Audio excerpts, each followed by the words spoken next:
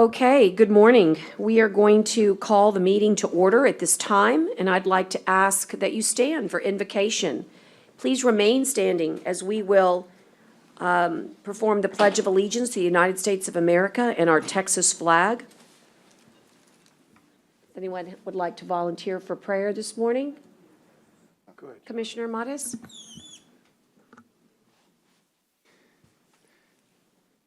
Dear God, we thank you for today and for this holy week. We thank you for the blessings that you've given our families and our community, our country. We pray for those who are struggling through the COVID pandemic.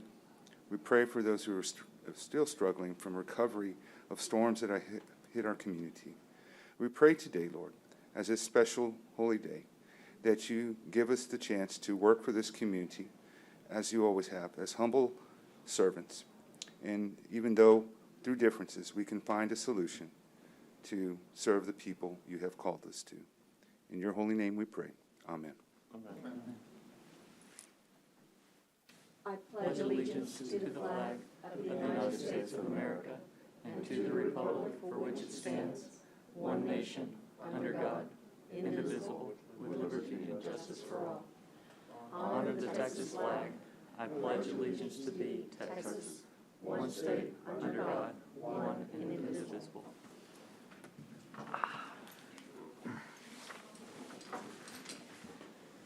Good morning again to all. The time for the clerk is officially 9:40 in the morning, and we are at the Nueces County Courthouse on the third floor in Nueces County Commissioner's Courtroom. It's April 1st, 2021. It might be April Fool's Day, but no doubt that there is nothing fooling around about today. We have very important work to do, and it's so nice to see everybody here, and I therefore certify to the clerk that a quorum is present. I will call upon our safety briefing. I'm not sure. He was here earlier, Okay. Judge.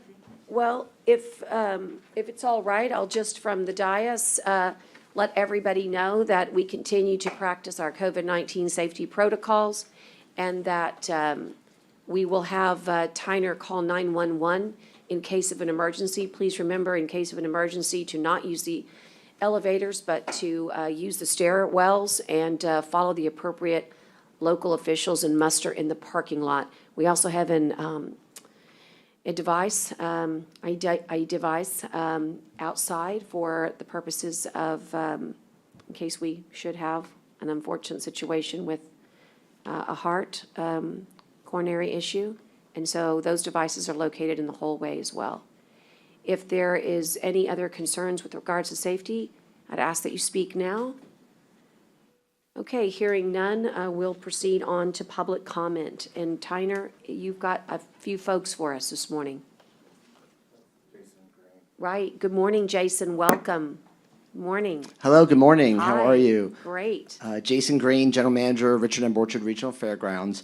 Every couple of years, the Buccaneer Commission, Johnny Filippello and myself come down and talk a little bit about the activities of Buck Days Rodeo Corpus Christi. So they've been doing different team ropings, and then the last few years doing the preliminaries, which is qualifying rounds at the fairgrounds for 3 days before everyone comes down to downtown for the activities that they have down there. So without any further ado, I'm going to go ahead and introduce Johnny Filippello. He is the Executive Director for the Buccaneer Commission. Thank you very much. Thank you, Jason, and County Judge, Commissioners, thank you guys for allowing us to visit for a second. Wanted to give you a brief update on our events, but first and foremost, we really appreciate our partnership with the fairgrounds. Each year, we're able to bring about 500 rodeo athletes from all over the world to compete and qualify there before they come into Corpus Christi. A new partnership we have is with an organization called WCRA, who is affiliated with Professional Bull Riders, and we'll actually have this event broadcast on their Western Sports app that's broadcast across the world called Ride Pass. So the exposure that we'll receive on that event alone is going to be significant for the county as well. More on Buck Days in general, wanted to provide some updates on what we are doing. We are cognizant of COVID-19 and the protocols that we need to do to put on a safe and fun event this year. So although we're reducing in many areas capacities and social distancing, we're able to grow the event as well. April 29th through May 9th is Buck Days. And with that, we will be hosting the carnival in a smaller format this year, socially distanced, spread out with lots of hand sanitizing and wipes and queuing of lines. Rodeo Corpus Christi will go on May 6th through 9th as planned, but we'll only have about 2,500 people max in the arena, 6-foot spacing of all groups of seating, face mask requirements. So we've really taken the advice and recommendations of the health department to implement these things as we move forward. And the other exciting thing about the rodeo is CBS will broadcast us nationally in June this year. So we're going to be one of 4 rodeos featured to the world. So Corpus Christi, Nueces County will really get some great exposure with that. And then the parade is a much different beast. You all should have received an invite. We'd love to have you be a part of that, but no, it's going to look different this year as we won't be going down the 3-mile parade route. We're going to focus on the arena with socially distanced seating and have a made-for-TV event to the public on Chris 6 that's live for that. So bands and drill teams and cheer teams will have a chance to actually perform in the arena versus just walking down the road this year. So we have a really great safe plan with that. And then Judge, you helped us with an announcement on Wings Over South Texas. That event's going to be showcased on the Bayfront this year. We're excited to partner with NAS Corpus Christi and really bring the Blue Angels, F-16s, F-35s, all to the Bayfront in a safe, socially distanced manner as well. This too will be broadcast on TV for those that aren't ready to get out in public, and then we'll also have some radio broadcasts that go with that. At the end of the day, all of this is about scholarships, so the support we receive from the community coming to our events, we're on pace to reach the $1.4 million mark this year. And Judge Canales, again, thank you for speaking to our scholarship students earlier this year. With that, I'll take any questions if you have any. Well, so it's public comment, so we can't really make our Understand. statements, but I will tell you that I'm sure we're going to get a chance to address everything you said, but Cool. just Thank take you. my smile as an affirmation. You bet. Thank you. Yes. Thank you, Jason. Great. Yeah, just thank you very much for having us this morning, and it's always a pleasure to work with Johnny and his staff out for the qualifying rounds at the fairgrounds, and really excited. They have a lot planned this year everywhere, which is really nice. It's So great. thank you so much, you guys. Have a great day. Thank you. Thank you. That's the only person I have listed here at the courthouse, and I'll ask Tyner to look online and see if there's anybody with their hand up for public comment this morning. I don't see anybody, Judge. Okay. The only thing I want to do is I'm going to put my name down and say that it was announced this week that Chief Merkel, Mike Merkel from CCPD would be retiring. And I believe last night or yesterday, I saw that interim Chief Blackman, who has also a long tenure and an Army veteran, of the police department has been named in that position while they look for a police chief. And I just wanted to say how much the county has valued the partnership of Chief Merkel, and I hope that this comments would raise some attention to see a future resolution, perhaps honoring his work. We just could not have done all of the great things that we have accomplished together with testing and vaccination had it not been for the leadership of CCPD and especially Chief Merkel. We're wishing him the best. He's not going far. He'll be taking a private job at one of our industrial partners. So very excited for him and wish him the best. But just a small moment of gratitude and for such an incredible career and such amazing service to our city and our county.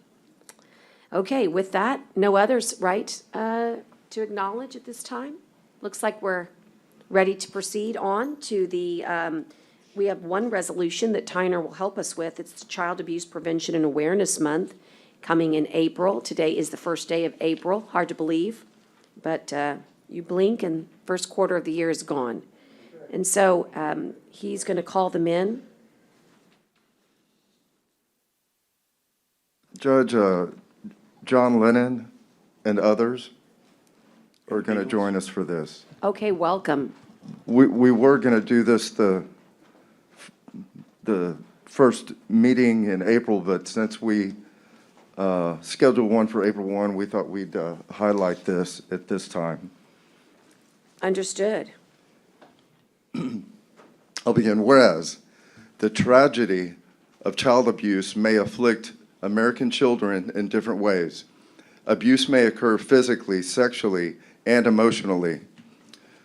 Child neglect, another form of child maltreatment, may occur physically and emotionally, and understanding the forms of child abuse is critical to preventing and responding to maltreatment. Whereas a well-informed and strong family is the surest defense against child abuse. To help educate and strengthen families, community members can offer their time and counsel to parents and children who may need assistance. For example, parent support groups provide an organized forum for assistance. More informally, community members may simply offer a helping hand to families under stress. Whereas civic organizations and government also have an important role to play, civic groups offer essential support through education, assistance to those at risk, and treatment for victims. Government, at the local, state, and federal level, must provide funding for services, conduct public education projects, and enforce child abuse laws. Whereas, as we recognize that we all suffer when our children are abused, that we all benefit from mutual concern and care, and that we all have a responsibility to help more American children grow up healthy, happy, and with unlimited potential for success. Now, therefore, be it resolved by the Commissioners Court of Nueces County that April 2021 is hereby proclaimed Child Abuse Prevention Month in Nueces County. And further, the court urges all citizens of Nueces County to join the court in helping to prevent and respond to child abuse by strengthening families and contributing to all children's physical, emotional, and developmental needs. We concur. Would you all like to make some comments at this time? I'll tell you what, while you're approaching, is there a motion to Motion to pass. pass? Thank you, and I'll have a second with Commissioner Gonzalez. Welcome. Good morning. Good My morning. name is Jennifer Kramer Oliva. I sit on the Nueces County Child Welfare Board commissioned by the Commissioners Court, and we just wanted to take this time to thank you guys to hearing us and doing a proclamation year after year. We try to fight year-round with other organizations. We have CASA and the Child Advocacy Center, and of course DFPS, Monica here. And we just try to go all year long, but especially in April as it is Child Abuse Prevention Awareness Month, to just try to bring awareness to the community that our children are special and they need to be protected. If you would mind, we would like to drop these goodie bags off to you guys.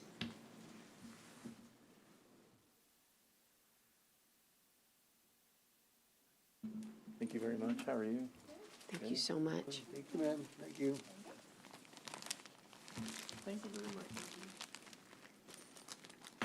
Thank you for your kindness in bringing us the gifts that will also help us promote the signs of child abuse and make certain that we are all advocates for children.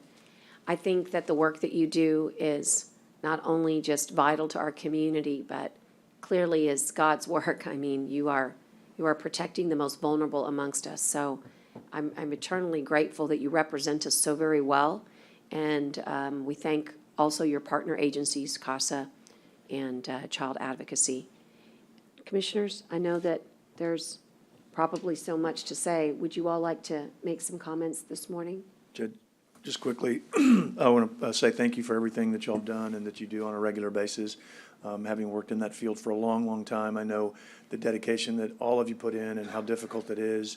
But it's so appreciated, and it's so very important because you're doing the things that protect the children in our community. And so thank you. It does not go unnoticed, and it does not go unappreciated. So thank you very, very much. I just want to say thank you for everything you do. It takes special people like yourself to make this thing work. I tell you what, you got to have a lot of patience, a lot of passion to be able to work with that population. And we thank you so much for everything you do every single day. Thank you, and your staff. Commissioner?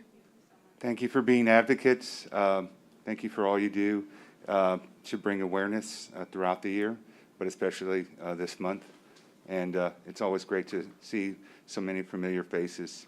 I still call myself and consider myself part of the family and always will be, just because of the work we do and the things we see and have to go through to help support families and children. And so I just want to thank you all for your just continued work year in and year out. I know it goes with thanks sometimes, but I know that there's days where it doesn't. But I thank you all for that work, and just continue to keep up the fight to help protect the unprotected. Thank you. I also want to thank you all for the work that you all do. It's the organizations like yourselves that are deeply needed here in this community. Also, there's a lot of children that are needing your all's help. So thank you again very much for what you all do and doing it from a passion that you all have to do to help these kids. Thank you very much. Thank you for having us. Thank you for the proclamation. You bet. And also, ladies and gentlemen, I'm on a data hunt right now. We're embarking on a very important piece of work in the county called the Social Determinants of Health.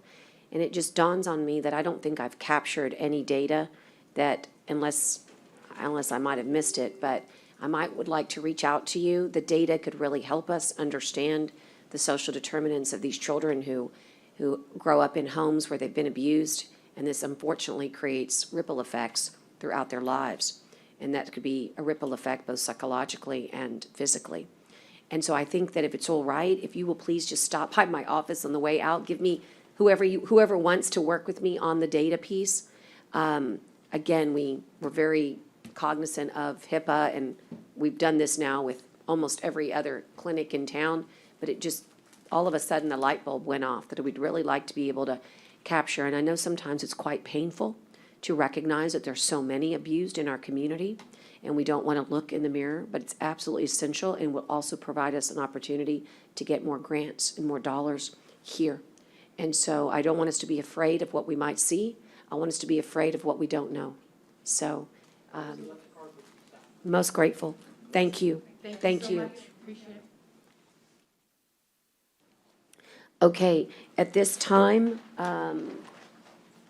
it's time to go into the workshop. I just want to make sure there's no special language that I need. That was special. I liked it. That sounded Yes, special. yes. Well, at this time, Commissioners Court will conduct a workshop on updates to Nueces County capital improvements projects. This is over the next 4 years, 2021 through 2025. We're also going to consider, it includes consideration of additional projects, project prioritization, and Department of Justice settlement projects related to the Americans with Disabilities Acts and related matters. And so as we come into this workshop, we have one essential agenda item, and that is that we're going to consider the approval of updates to the capital improvement projects, including the prioritization. And again, I've just discussed that it includes a DOJ settlement and ADA accessibility. And with us this morning, we have Kyle LeBlanc. Andres Gonzalez is here as well. And you'll recall that they prepared a document, but for the audience, this document is called the Capital Improvement Plan. The last time we did this was in 2019, and this is an update of our 5-year capital improvement plan. And so it is sort of the foundational document that's a living document. In other words, it has the potential to change values as we learn more information. Sometimes projects are funded, but this is an independent review based upon all of our commentary as commissioners and input. But it's also a comprehensive view based upon all of our 111 county properties, all the department heads that work within those confines. So, Kyle, you've given us a chance to visit with you if we desire to do so. I know some people availed themselves of that opportunity, and you've also given us a chance to share information with one another about our own priorities. And so I'm going to ask you guys to just, as Kyle gives us an overview, he's provided, Tyner just gave us an updated packet that we should reference, and it should look like this. And this is the 2021 CIP update, most updated as of this morning. So take a look at that, and Kyle, tell us what you've prepared for us today. Sure, thanks, Judge. Thank y'all, Judge and Commissioners, for having us back to discuss the CIP update that we've been working through for the past several months. What you have in front of you today is both the presentation that we'll talk about here on the screen, and also a large 11 by 17 printed version of the table that we'll be focusing on today. So hopefully the text is a little bit bigger, a little bit more legible to go through those projects and discuss the prioritization of these projects that we really have narrowed down from a list of well over $400 million down to a list of about $87 million. We'll talk through those priorities which have risen to the top because we still further need to refine that list. So I'll go ahead and run through the presentation to again, bring everybody up to speed on where we've been and where we are now and where we need to head with the discussion today. So this is a slide but it again just emphasizes that project prioritization and finalization of the 2021 CIP is what our focus is for the next few hours, however long it takes to get there. What you have in front of you also is a 98% draft version of the CIP update that was published, I think, in the middle of March or so. We would still anticipate needing to provide some additional updates to that document because we will, again, need to further refine, finalize, and target which projects will be funded through a $50 million certificate of obligation. Any projects that get deferred or pushed out from there or budget changes that need to happen, we'll make sure those are captured in the final version of that CIP 2021 document. But for each one of the projects that we've talked about and defined and roll up in total, those projects have a project sheet, just like you're seeing here on your screen, where there's a CIP project number that's kind of like the fingerprint reference to the actual number, so it's a unique reference to the project. There's a project title, and there's some brief description information that all support the money and the funding and the way the schedule would play out as you see it on each one of those project sheets. So a lot of information has gone into developing each one of those project sheets. A lot of input has been provided. And again, those projects which have risen to the top are the ones that we'll talk about today. So if you remember our conversation from March 17th, just a few weeks ago, this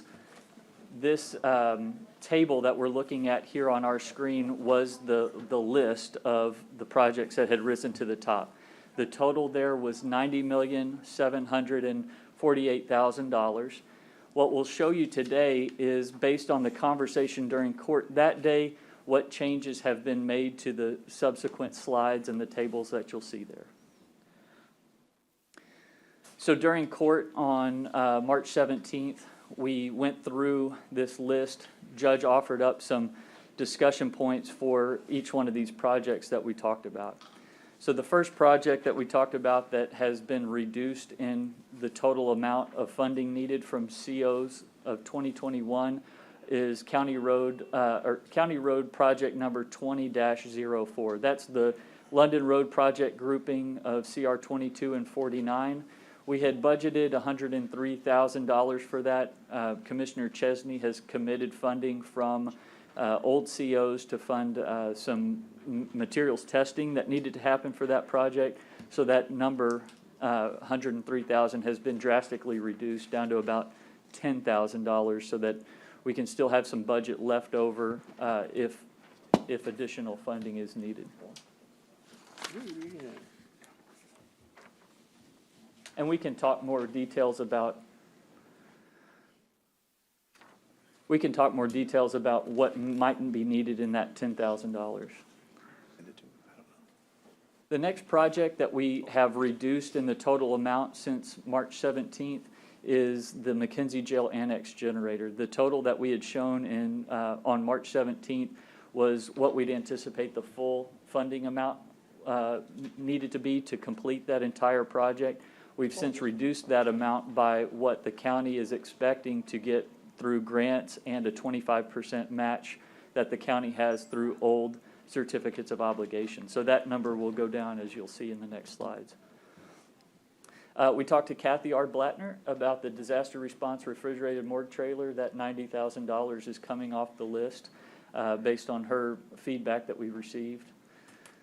Similar to the McKenzie Jail Annex generator, the courthouse and jail generator project has gone from $6.6 million down to about $4 million based on the anticipated grant funding through TDM and FEMA that we'll see here on the next slides.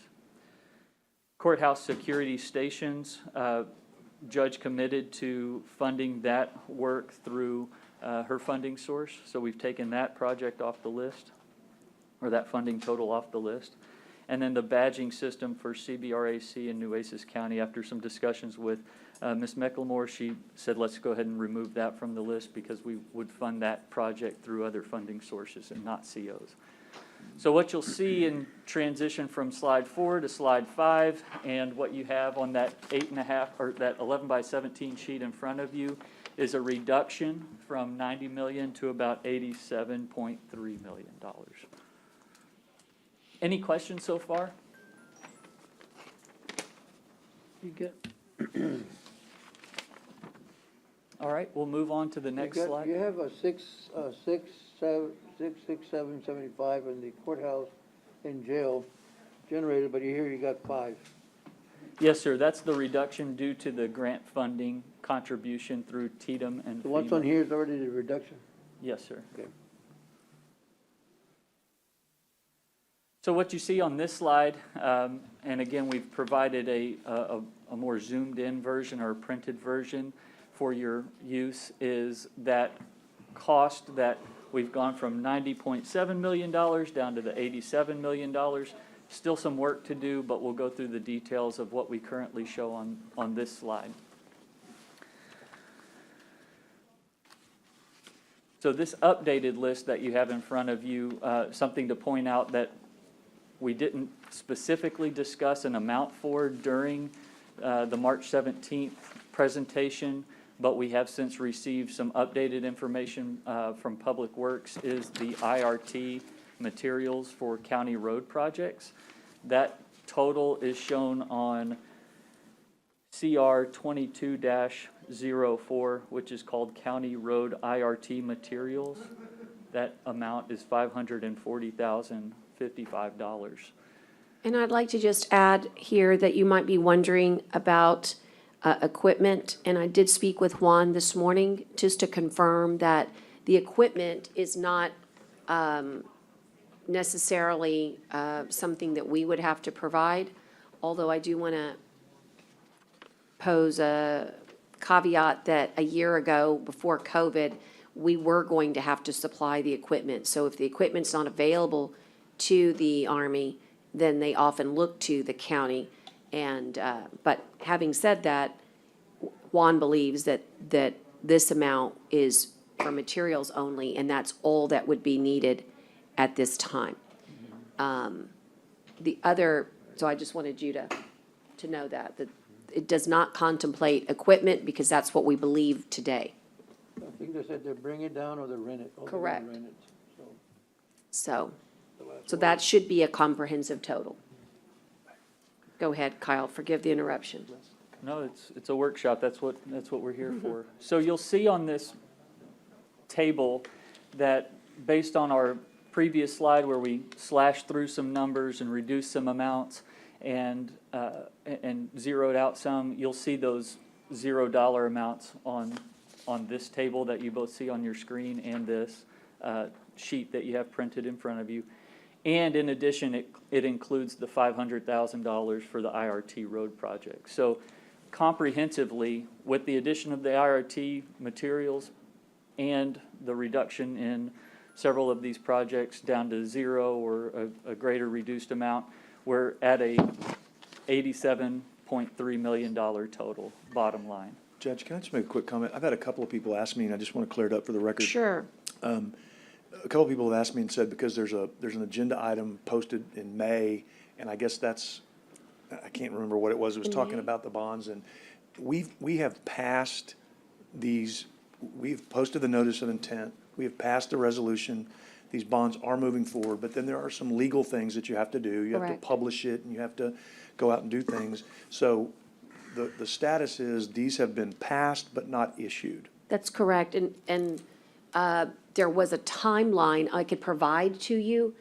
I just don't have it handy, but my recollection is that the timeline helps you understand all those notices, and there's a That'd be great. moment where bond counsel will come in and, That'd you be know. great. I can pass it on to the yeah, couple that'd people be that have asked me. great. and- Teresa, it came from Noe's office, and it's a nice, it actually gives dates.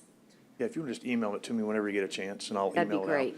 But those, I believe, I think that was passed on February 24th, I believe, is when we. Okay. When we did this, and then we moved forward into that. And so somebody was just asking me, well, why are we doing this if we haven't passed it yet? I said, we have passed it, well, but they haven't been issued. So there's a little distinction, and I just want to make sure that. This is us getting really organized, really Absolutely. prepared in advance. And I agree. think that one Absolutely. of the reasons that maybe you could also articulate to whoever is making the inquiry is that a lot of things have changed over the last course of, maybe the last even 2 years.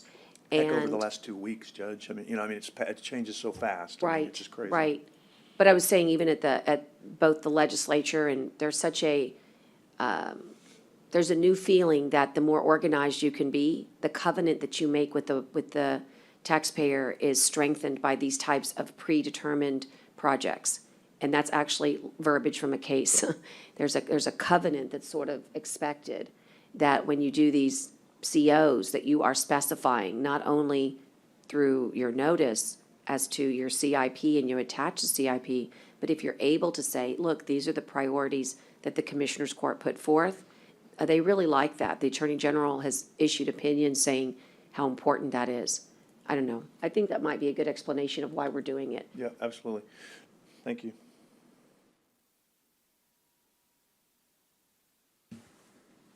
Okay, so what we've shown you so far is a change from where we had been just a few weeks ago to a reduced amount of these projects that have bubbled up as priority projects.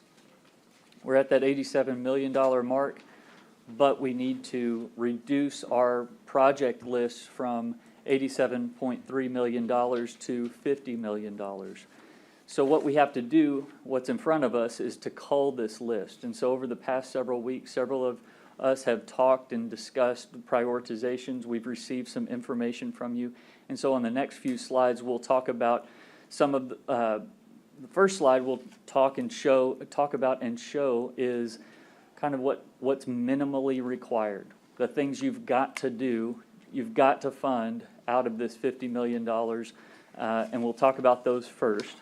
Then we'll finally talk about, okay, what is left and what fits into the remainder amount. So the first topic is minimum requirements. These are projects that we've outlined and have shown, and you have received and provided feedback on, where we understand that at a minimum, everybody is more or less supportive of funding these projects. These projects relate to accessibility, they relate to road project funding and IRT projects, they relate to the courthouse and jail roof improvements, they relate to the generator and power redundancy received from those, and then they also relate to technology needs and upgrades. That grouping of 5 kind of general buckets that we have bulleted here on the screen are highlighted on that table. Okay, can you, hold on, I need to go back and highlight that then, because okay, so is that what you did in blue on this big sheet that we posted? I'm trying to see before you get away from this, is it highlighted on here? It's not highlighted on that Okay, sheet. so your contention is, and I'm gonna mark these, so do you have that you could print out so I don't have to hold anything up? Yeah, and It's in your it's in your blue. No, I mean with, like It's on your, marked? Okay, that's that one that Tyner handed out to you. It's at the very back, Okay, the last page. got it. And so what you're saying, Kyle, is that after talking to everybody, and after in part receiving information from some of us, these are what we're going to call the greatest common factor. Correct. Okay, These this is are- where you see overlap in not necessarily dollars per se, but these are the genres, these are the groupings where people say, at minimum, these are the areas that we all seem to have a consensus with, which is, i.e., the title of the slide. For consensus sake, for those purposes, we had to at least start with a project name that we could all go along with. You're completely correct, Judge, in that the total amount for these projects there have been other numbers provided by some of you on what you are willing to or would like to attribute to these particular projects. There is, I think you stated it well last time, Judge, there have been a lot of analysis and backup and details looked into to develop these numbers. And so if there are variations in the funding amount that you're willing to provide, then the scope would certainly need to change on the way these projects are currently laid out. So let's say you have a project that's identified as $20 million, but there are only $15 million that everybody wants to provide for that particular project, then the scope of the project, what might be dreamed up by somebody would have to change, would have to be reduced in scope. So I think that's a separate part of the conversation. We need to at least all start with a consensus basis. That's kind of how you start with consensus. What do we first all agree on? And then after that, what do we need to cut or change or modify? Right. What you're saying is then, because I'm trying to look at this quick, and I just got this morning, I think, right? Didn't we just get this morning? So what you're saying is that these are the consensus projects, not necessarily unanimous. but Grouped, you maybe say believe- groupings. Right, but the amount that we put into that is, because obviously 24 plus 63 is 77, so we're still not there, right? I mean, the minimum requirements are consensus on page 6 and then workshop discussion on page 7. But, so like, you're calling these first page the have-tos that we have to, in your opinion, we have to do? Yes. And so that bears some discussion, because obviously, like, I'm looking at my list and I didn't have as much in some of these. I think I had them in, I think. 'cause And that's what we started with, kind of like, okay, Commissioner Chesney says, we need to do ADA projects, so let's go highlight those ADA projects. I think you had 6 million for it. We have Correct. 6,650,000. I'm trying to match up, which I'm having a hard yeah. time with doing, because, like, for example, and that's a good example, but for example, ADA's not here. the courthouse and jail roofing at 6.6 is in the minimum requirements of what we have to do. That wasn't one I don't think was on my list, so. You're correct. It was not, that one in particular was not on your list. But that's It's okay, I'm one of just one those things person, I'm that, just. right. And I'm that's just- one of those things that's like, okay, we have a roof that we need to replace per the Public Works Director.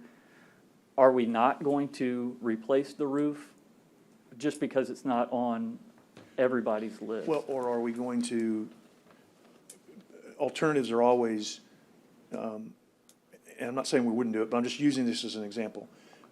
Alternatives could also be, what would be the alternative that if we don't feel like we can commit 6 million right now to this project because we want to put 6 million in an ADA project, then if we put, and I'm just, $1 million towards that roof project, I get that that's kicking it down the road a little bit, but is the roof going to cave in? You know, I don't know how bad Right, that what roof the is. what the Right. severity Right, I don't know how of bad it is. So, the need is. so I think understand that. that's kind of like That's the a big whole ticket. idea here is this to start this conversation. So this gets us, well, let's just start it since you've nicely opened the door.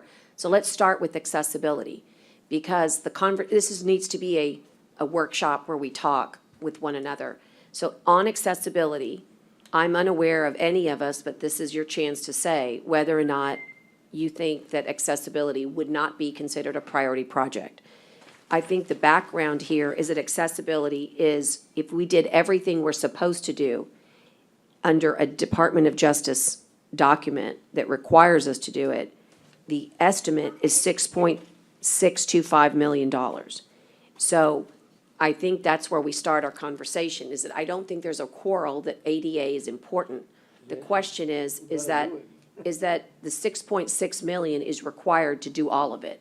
And what Kyle's telling you is if we, as a consensus, say 6 million, we've got to find a funding source for that other And you know, 625,000. that's a great place to start. I put 6 million because I didn't know what the number was, to be honest Sure. with you. I mean, Well, it I was heard. pretty I heard darn 4 close. No, I'd heard 4, I'd heard 8, I'd heard 7. Right. I just didn't know what the number was. And So it- I could easily start this conversation by saying. Fully I- fund I agree ADA. that the 6.6, I agree, I don't know what anybody else does, but I agree that we should take the 6.6 and put that on, and maybe we should have done your famous whiteboard, which I is know. always good. So I want to, I think you take in consideration too, that really it's 5 million from the CIPs. There's another million point what, that hasn't been used, that can be added to the 5 million. So And that's that's- 6 million. And that's just for already- the courthouse. The 4.2 million is just for the courthouse with the $1 million in 2017 COs, reducing it from the 5.2 to the 4.2. There's also county-wide accessibility projects, Right. Polson Building, several others that are still Okay, out so there. now, see, I understand the 6 million is countywide, everything. It's everything. Everything. So the 6.6 is All what you in, actually need all in. from this. if you want to finish this, if you want to go get DOJ to sign off, we need to do 6.6 million worth I of agree with projects. that, but I mean, a new 6.6, not including his That's one. correct. Like, so, we'll make it 7, really. yeah, whatever's left, plus what we're trying to get is what we needed for the 2021 CIP. I concur with the 6.6, for whatever it's worth, I concur with the 6.6 being used for ADA. I just didn't know what the number was. When I Right. put it in, I was close, but I concur, which means I got to go reduce. But, and that was my question If- too, Do Judge. y'all have a copy of mine? I don't. Okay, you do. It's I all, do? everybody got one, I'm just double checking. So mine actually has the Oh, you did. numbers I'm sorry. that I are didn't see in the CIP. Okay. Okay, didn't so see your that. CIP, remember, this is your foundational document. This is what's gonna give you the dollars and cents. That's a real estimate, on what these things cost. And so I don't wanna put whole numbers, because whole numbers will only get you short. Just put what you think, what's in here, because I wanna refer to you, what's nice about these numbers is that they contemplate, everything from analysis all the way to program or project management, including FF&E. And that's why we do it, right? So it's, when we say 6.6 million, we're including everything that would go inside those projects, which is why it's so good. Countywide. Countywide, Yes, sir. except for the bulk of it is Yeah, courthouse. I understand, But yeah. And I agree with Isn't that. I it, mean, we gotta do that. I mean, it's no. So as I say, just for fun, whoever's typing this stuff in, if you agree, again, we're just getting started, so we don't have to vote or anything right now, but if you agree that ADA, and by the way, we don't have Cisco making comments, but I'll just tell you, we would be in violation of a Department of Justice settlement if we don't get this done in this time frame. So I think it's really important that even if you think that only 6 million should go in, we've got to find another funding source I'm for good. 625. I just didn't know what the number was, so Yeah. I would, I mean, again, I'm just one person, but I would concur that the 6.625277 needs to be set aside out of this 50 million. I mean, that would be Right. my, Agree with that. And if you look at mine actually breaks it out as to what needs, what the needs are, okay? So you can see how much is going where. And so let's just kind of stay there. Are there any questions for Kyle on ADA? We can keep moving through this, but, and Judge, you did, and I see this here too, and that was on my list too. You did pull out, I thought, but I couldn't remember for sure, Yeah. but you did pull out the 872,052 for Yes. courthouse security I and did. badging, so that comes off. I the did. list. Okay. That's why I say, if you look at mine's a pretty, it was updated as of this morning. I actually missed something, but I'll add it here in just a second. I'm about to tell Teresa what I missed, but it's small, it's not huge. But, so those are the ADA, and there seemed to be, from the conversations that Kyle had with all of us, ADA is super important. The next one, and we don't have Juan here, but we have spoken with him at length. And if he could comment, we might be able to get him on the phone. Oh, good, he's here. I think he was. So I want to see if Juan will comment, but he has articulated to Kyle and the engineering team and myself that the roof is very important. But I'd like for you to hear from him. Which roof? The courthouse and jail roof. And if we need a roof, you can't do a third of a roof. You got to do the whole kit and caboodle. And that roof cost is $7 million. And, but let's hear from Juan. Judge, can y'all hear me? Yes, sir, we can. Hey, Judge, you're correct. The roof is in need of replacement.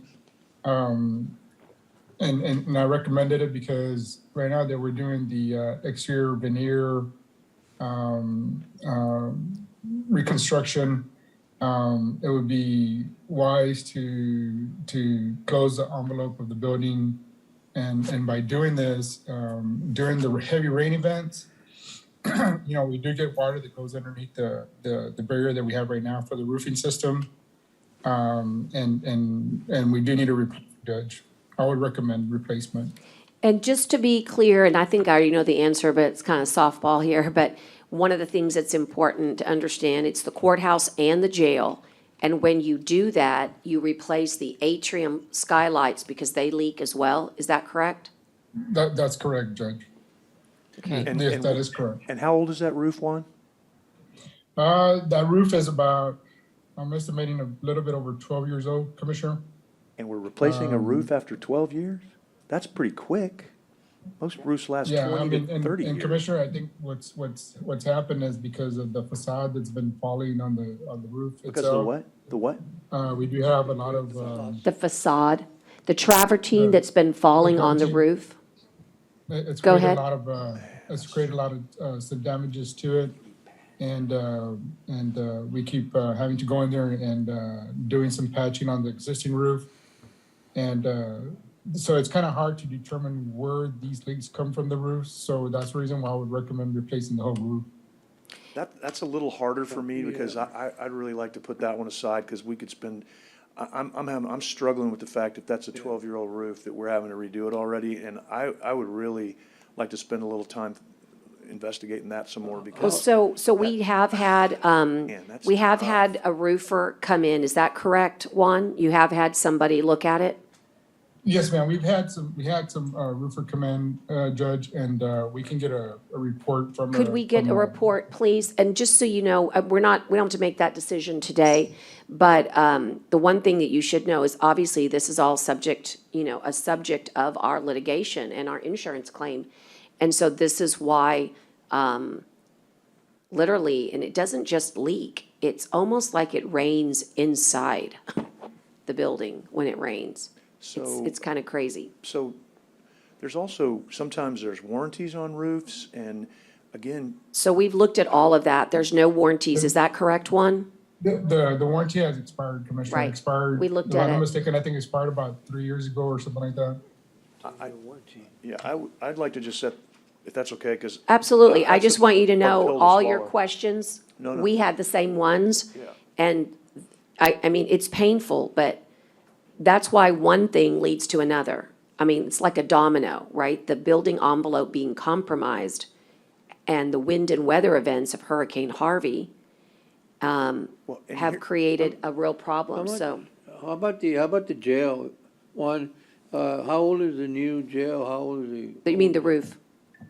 How old is the roof? Commissioner, if I'm not mistaken, I think both of them were done at the same time, but I can check up on that, Commissioner, and get you a timeline when that, if I'm correct.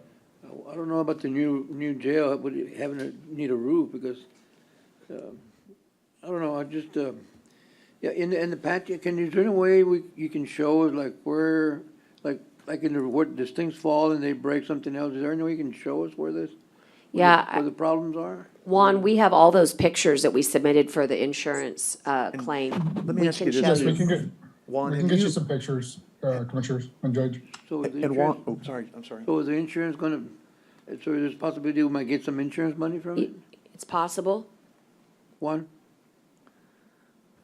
What was the question on that, Commissioner? I'm sorry. is it possible that we might get some insurance refund on that or some money It's back possible, for but damages that- or I would whatever? have to, that would be a Timothy question on that one, Commissioner. Well, it's going to court. It's not a Timothy question. It's a litigation question. But I'll have our guys come in and give us an update. But we're supposed to go to trial in New York very soon.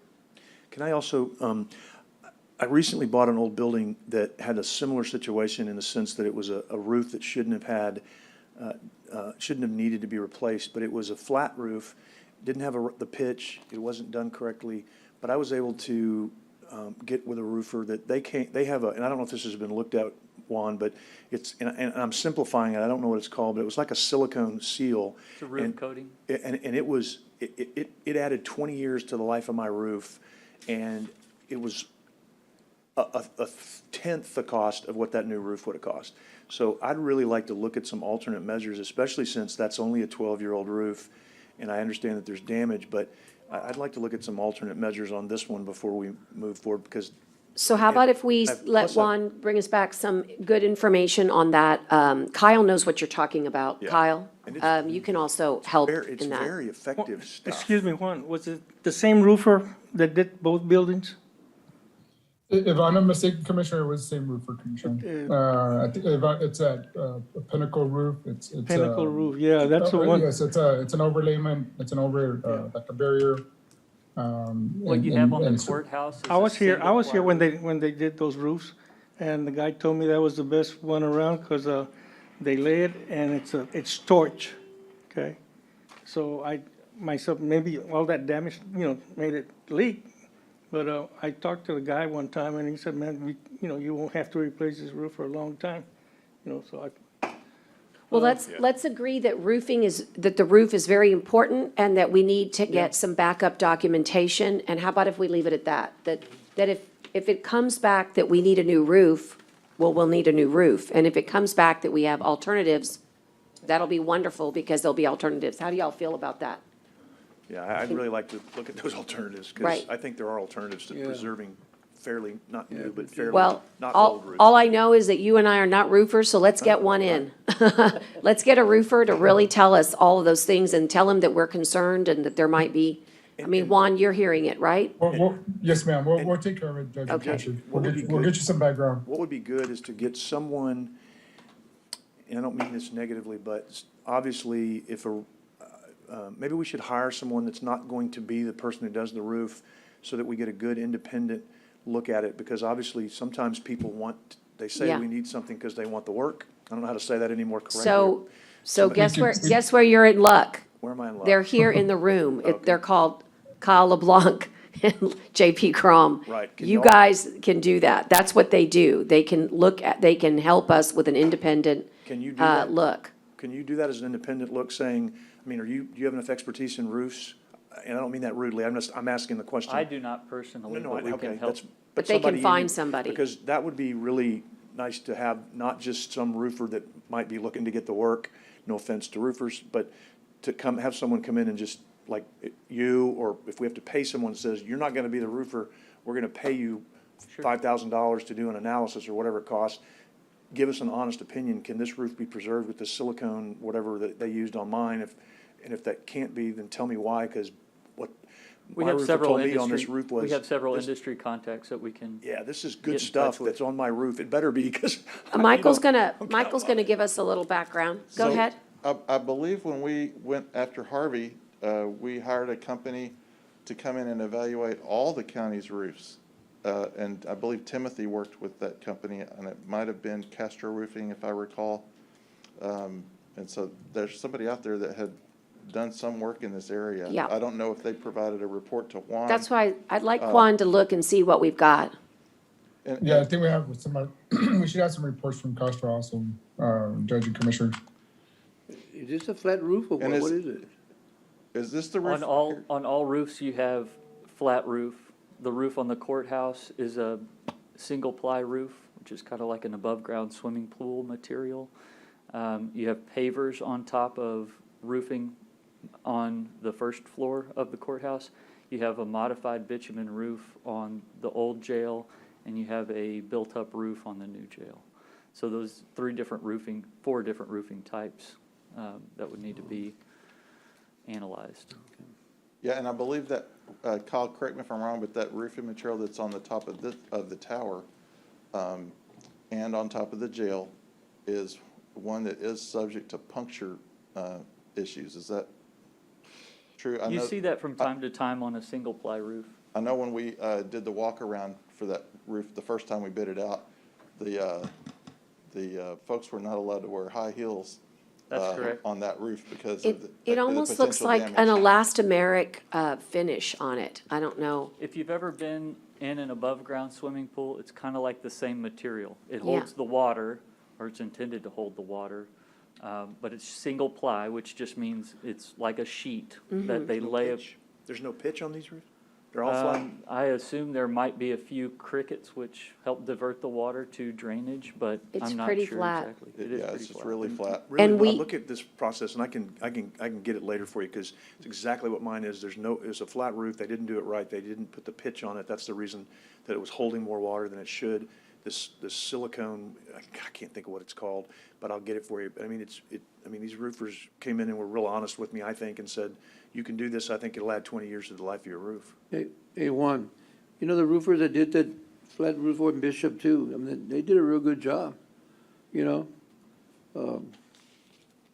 And they gave us a more life to the roof than it had before. So, Yeah, this was a You there, large Juan? project that we bid out. Yeah, I'm here, Commissioner. can you check on that too, with them? Yes, sir, I can check with them also, Commissioner. Okay. Yeah, I think Juan's going to bring us back some good information here, and I think he's got the point that we want to have as much backup documentation as we can. I know for a fact, because we have tons of pictures, that the holes that are created are part of the problem of how the water is getting underneath. And so if you have basically a heavy rock, which is what marble is, it's a type of rock, come and it just keeps falling on it and breaking it, those are the holes that the water is punctured. The punctures are creating an avenue for the hole. So the whole part of the sealant is that I don't know if the sealant contemplates, of holes. I don't know. So let's bring back as much data and information as you can. We all agree the roof is critical. We just want to know if there are alternatives to a brand-new roof, and it sounds like we'll have some backup on that very soon. If we go to IRT, if you don't mind me switching, is that okay if we move off roof? If we go to IRT, the $540,055 I have in mind as a priority, because this is an opportunity for the Army to come in and do quite a bit of work on our roads. And we all know it's about $1 million a mile to do a road. And 40% of the cost of that $1 million a mile is dedicated to supplies. I learned that because Juan taught me that this past year. And so if you look at the county roads that IRT will be working on, they're listed on my sheet, 75A, 75B, 16A, and then 624 to County Road 52. You add all up the materials for all those roads, and it's $540,000. Commissioner Gonzalez, you were very generous. You put $2 million for yours, but I can tell you that we only need $540,000 for those roads, based on Juan's Yeah, well, I'm estimation. not just talking about those roads, Judge. I'm talking about all roads, whatever else we need. I mean, those are not the only roads Nueces County needs. I'm just talking about, I wasn't targeting IRT, this is good. Okay, well, but I'm sorry. I saw it as, I thought it said IRT No, only. No. Well, let me look here. I just said It all says, roads, county roads. well, I think there were, You may have looked at mine too. I just was under the let's see, I understanding have IRT projects. yours here too. The road and drainage. Well, then, but do we agree that $540,000 would be for IRT? In other words, if we want them to do that, Yeah, which I sure. know we That'd do, be there's great. millions of dollars there that they're saving us. It'd be I great. would like to propose that 540,000 be prioritized for IRT materials. And so, Judge, I'm looking to, and Commissioner Motta's just handed me his, and I was just really, No, it was none. oh, Commissioner Hernandez, I'm On sorry, I this. didn't see it. So, I was just trying to, be supportive there because those are the projects I know they've been working on. So what is the 2 million that, I'm fine with the 540. Where but are what- you? Well, I was looking Doing at, it for us, for our road, any kind of roads that we have in the county, for IRT. for no, Oh, it's county. I'll just, I wasn't here marking our, the RT Can I here, see yours? but real I'm quick, glad, I'm glad that he did, huh? Sorry? Can I see yours real quick, like, just a quick copy if you don't mind? I'm gonna write it down. okay, so maybe I misunderstood then, so You got notes on it. that's what I'm. I already made a copy. Oh, I'm sorry, I Okay. apologize. Yeah, so what Commissioner's saying is that it was 2 million for all roads, not just IRT. Okay, so that's, Oh, so okay. that's, so that's, but the question is, if we were just trying to get consensus on our IRT, Roads and drainage. can we put 540 as a consensus? I mean, just to get us further down the road here. Judge, I agree with the IRT materials for whatever And that's how do worth. you guys feel on the left? I agree. I mean, it's such a great, 540 for Can't go materials. wrong. say it again? 540 for materials only? Yeah, but it covers 1, 2, 3, 4 roads. It might cover another road too. It could, but that's coming straight from Juan, and Kyle had looked that over. I think we feel comfortable there. That's a good amount. Maybe a quick explanation of, for the people who are listening. Yes. IRT roads would be? Sure, so that's a good point. So innovative readiness training comes from a grant that we were able to receive from the Department of Defense. We train our men and women all over the world, but what's really amazing is this particular program trains our men and women in uniform to perform, quite frankly, all kinds of duties, everything from medical duties to infrastructure, civil service. They can build infrastructure for you because they're doing so as a way to give back to the community, but it's really a part of their readiness training. And what they ask of a community is a lot of planning. Of course, the grant must be, set forth and accepted. And you, as a county, or if they're working in a city, you provide the materials, and they obviously do the labor. And the equipment is either rented or procured by them. So that is what innovative readiness training is. In our community, they're coming this summer to do a variety of activities, and we want to be ready that we have the dollars for any roads. But they're specifically targeting medical and assessments of the colonias. And, but there's always, in the future, the ability to do not just roads, but runways and bridges. There's anything that you would think the Corps of Engineers would normally undertake are projects that could be available. So we're, And so they're doing, Can I say something just to kind of clarify here? Everything you said was correct. yes, But it's not really a grant that we got. We're working through the College Station Colonia Group. They're the ones that got the partnership with the military. And then the military contracts with them, and then they go out to the colonias or the rural areas and contract with us. right. But it's not it's a it's s- just well- an agreement.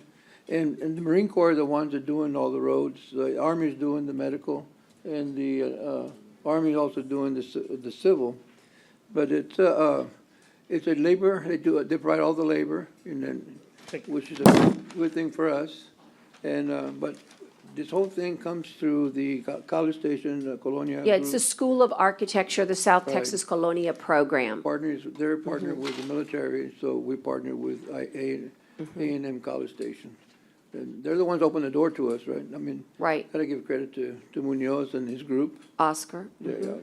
for this, because without that, it wouldn't happen. And they've worked all over South Texas, which is exciting Well, Laredo's because, the first one, we're the second one, and Del Rio will be the third one, which is really good.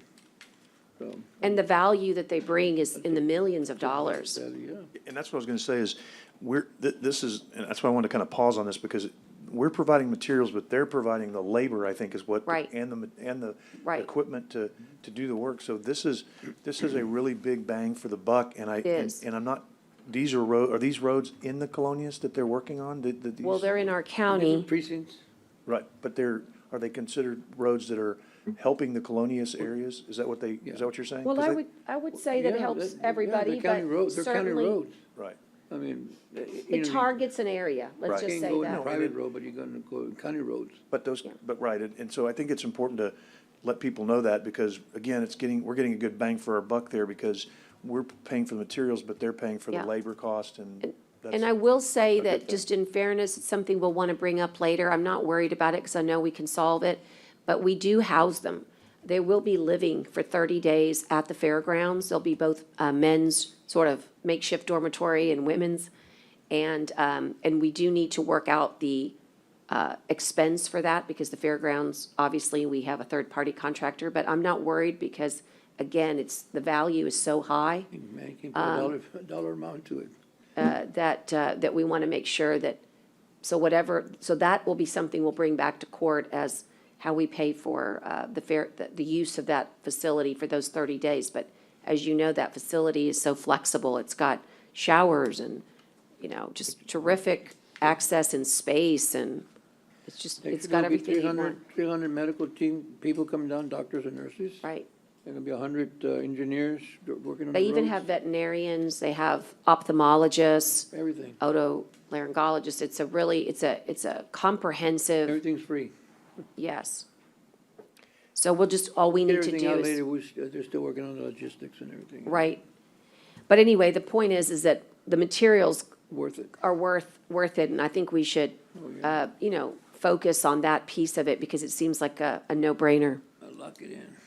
That's really the best way to say it, is you lock in those dollars so that they know that they can count on us, and also Public Works knows that the money's there to order the materials in sufficient supplies for these roads, good or stuff. for anything else. I put that on my consensus list. Yeah. Okay, so if we were gonna move on. Yeah. 540, if we were gonna also do the comma before that, road project funding. You guys know that we have lots of different ways to fund roads, but it seems like we're always needing more money. We've used community development block grant funding, disaster recovery from the General Land Office, just this past year. We've seen those roads come to fruition. We have a bill currently filed by Senator Hinojosa that would allow us ability to bring in yearly revenue, so we could, Which one are you on, Judge? road project funding, Just general? just general, And so on that one, I was gonna ask, did- because what I've understood from all of this stuff is that we can have an amount of money not specifically designated at this time, but we can say that it's for county road or county drainage. I think that's Correct. what you're discussing, right? Yes. So the question is, what is that amount? Now, when I put in, on my list, I put in money for the IRT projects, which I misunderstood, thinking that was what was needed. I think that yeah, I'm might go- sorry. that I might- attributed it to Commissioner Gonzalez, but it was years that I was looking at. Right. I right, apologize. No, and I did that wrong. So that would be something, and then I put in like 2.5 million for county Roads. roads and drainage. So, maybe that's a combined number, because we just took 540, so maybe, What balance? I don't know, yeah, I don't know. Correct, so, Maybe it's like. so how do you guys feel about county roads? He's saying that if you do a combined, Right. 2.5 million would be county roads, comma, IRT. That's Plus- just something to consider, whether or not, we've always, just so you know, we dedicated at least, Teresa, would you say in 2019 tax notes, we put at least 15 million towards county roads? How much? 15 million from our 2019 15, and that was out Million. of, how much did we pass that, 40? 40. So just so you know, it was originally 20, but Yeah. thanks to really good bids and really good, thank you, RFPs for, putting packages together, so to speak, for roads, we were able to attract bigger contractors who were able to do that kind of work in a bundle. And we were able to come under budget on some of those roads. And as a result, I think we were, originally, we had put 20 million, but it came in way under. Well, and I guess the question for me is I could easily put more into county roads and drainage, but I don't know what we're doing with the medical facility, so that might be the Right, thing well, that's to- why we just kind of, so I'm just going to leave that there, is roads are also a consensus builder. I just want you all to know that we just spent, but we'll get you that exact number, at least, if you consider CDBG DR, okay, plus the 15 that we allocated, we spent a lot of money on county roads last year alone. And these would be in addition with IRT. So don't get me wrong, roads, you're gonna constantly have to work on roads. So there should be some dollars allocated so that you're always saying, I'm constantly working on roads.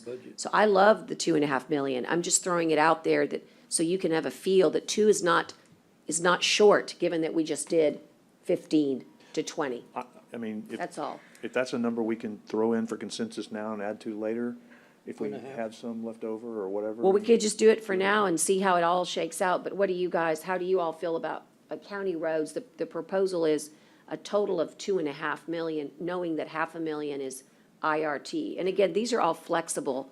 Well, actually, you could actually make it 3 if you include, in other words, you've already taken out the 540, so what I'd put in was 2.5, 2 for IRT, 2.5 for county roads and drainage, that's 4.5 million.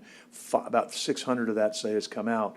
So that's, just on my list, that's not everybody's list, I'm just saying, so you could even say 3 million for county roads possibly, and drainage and, And that would include IRT. yeah, if it needed to, sure. And that way we could worry about the specifics on it later. Right. Well, the only thing is if we did 540, then we actually get a little, remember, you the do whole what? numbers are good, but that would buy you 2 county roads, 1 million a mile. So you'd Did get. what? 2.5, you're saying? Well, not 2 county roads. It'd give you 2 miles worth of county roads, Right. plus your IRT. So everybody gets half a mile. So everybody, Yeah, Yeah. or you could say, I mean, if 2.5's fine, or or 3, 600,000 will get you a road, it depends how big well, it it depends on how you're, well, it's, and what you gotta do to it. yeah, it depends on what you need to do. right. But mainly, but you're right, pretty much. Well, again, we're trying to just build some consensus. What do you think about county roads as being a priority? Yes. If that includes what we've already spoken about. And it seems like I've got some yeses on this side of the room. What about this side of the room? I allow the 2 million plus the 540. So you're pretty close too. You're almost exactly that. Seeing that I'm new to this, and this is my first workshop, Uh-huh. so I'm getting familiarized with Sure. how Well, things are being you done. nailed it on that one. So that was exactly what everyone else did, so. So, John, how do you feel? Did you weigh in roads and drainage with a particular amount or feel for? No, I mean, I didn't give a dollar amount because I figured we were gonna get to this point, and I mean, I know it helps guide us, but, But I roads want to would be commit up to there. everything, I just want to make sure that we get to that $50 million mark, so. Exactly. There's, I agree with the verbiage that Commissioner Chesney used, that we were both on the business group meeting this morning, and it's wants and needs, and what did you say? have tos. Have-tos, like we have tos, I love that part. And so I just worry the have-tos, right, everything's a need on here, but we really have the Right. have-tos. And I agree, roads are a have-to. I would say at the minimum, obviously, the 540 for the IRT. I love that we're talking about additional money for this, for the county roads. I would leave that, subject to. Well, Let's sure. look at everything So I else. think that's But, how I mean- we'll, I mean, I agree, and, give us a way to move forward and have an idea of this is what we're looking for. I will say 2.5 is fine. and knowing that you could always, if your have-tos, give you too much, if you have to take out the county road, then you would. Absolutely. Something like that. Absolutely. Okay, I Scale feel- back, right? Not necessarily course. take it, but at least scale back some, right? Okay, so that gives you some guidance, Kyle. So you're at 2.5 for county roads, including IRT, knowing that this is a preliminary look at priorities. But you now, if you go back to your slide, one more. Going back to the consensus slide. Sorry, I didn't realize you're typing. Good for you. Sorry about that. Okay, so now we've talked about accessibility, road project, IRT. we've talked about the roof improvements. Let's talk about I'm just going in order here. I'm not choosing this because going in order. Generators, and then we'll also move to technology, then we'll get to some of the other items that you have placed, commissioners. So on the generators, that's a big ticket item, and all of you almost put something towards it. If I looked at generators, I think that 3 million was on Commissioner Chesney's, and Commissioner Gonzalez's was I think the discussion. 2 million. 2 million. That was the item number 3 on your list, Commissioner Gonzalez, about county courthouse. Yeah, generators and. And then 3 million was from Chesney, and then I'm looking at Commissioner Hernandez is yours. I didn't do generators. Okay, you didn't do generators. No, I was thinking, since we've talked about it before in other courts, I thought there was, there had already been ordered and, everything Right. was worked out. So That's why it's but you kind of did on put the- 2 million for courthouse. So, and also, some of you guys mentioned chillers, so we're already done with chillers, just Yeah. to, so you guys know, Okay. we did chillers in 2019, so we're done with chillers. And you should also know we're done with boilers. We've done the jail boilers. So just so you know, those are completed projects that we did on the last CO or ESCO contract. So I think that I want to say that in the world of have-tos, there's like have-tos and then there's like all caps lock, exclamation point, 1,000 exclamation points. Well, Judge, if you took. That's how I feel about generators. Well, and let me just say, if you, And there's room for other funding here. no, and my bad, I put 4 million in for chillers and 3 million in for generators. Obviously, if we don't need the chillers, then in Can I theory, move those 4?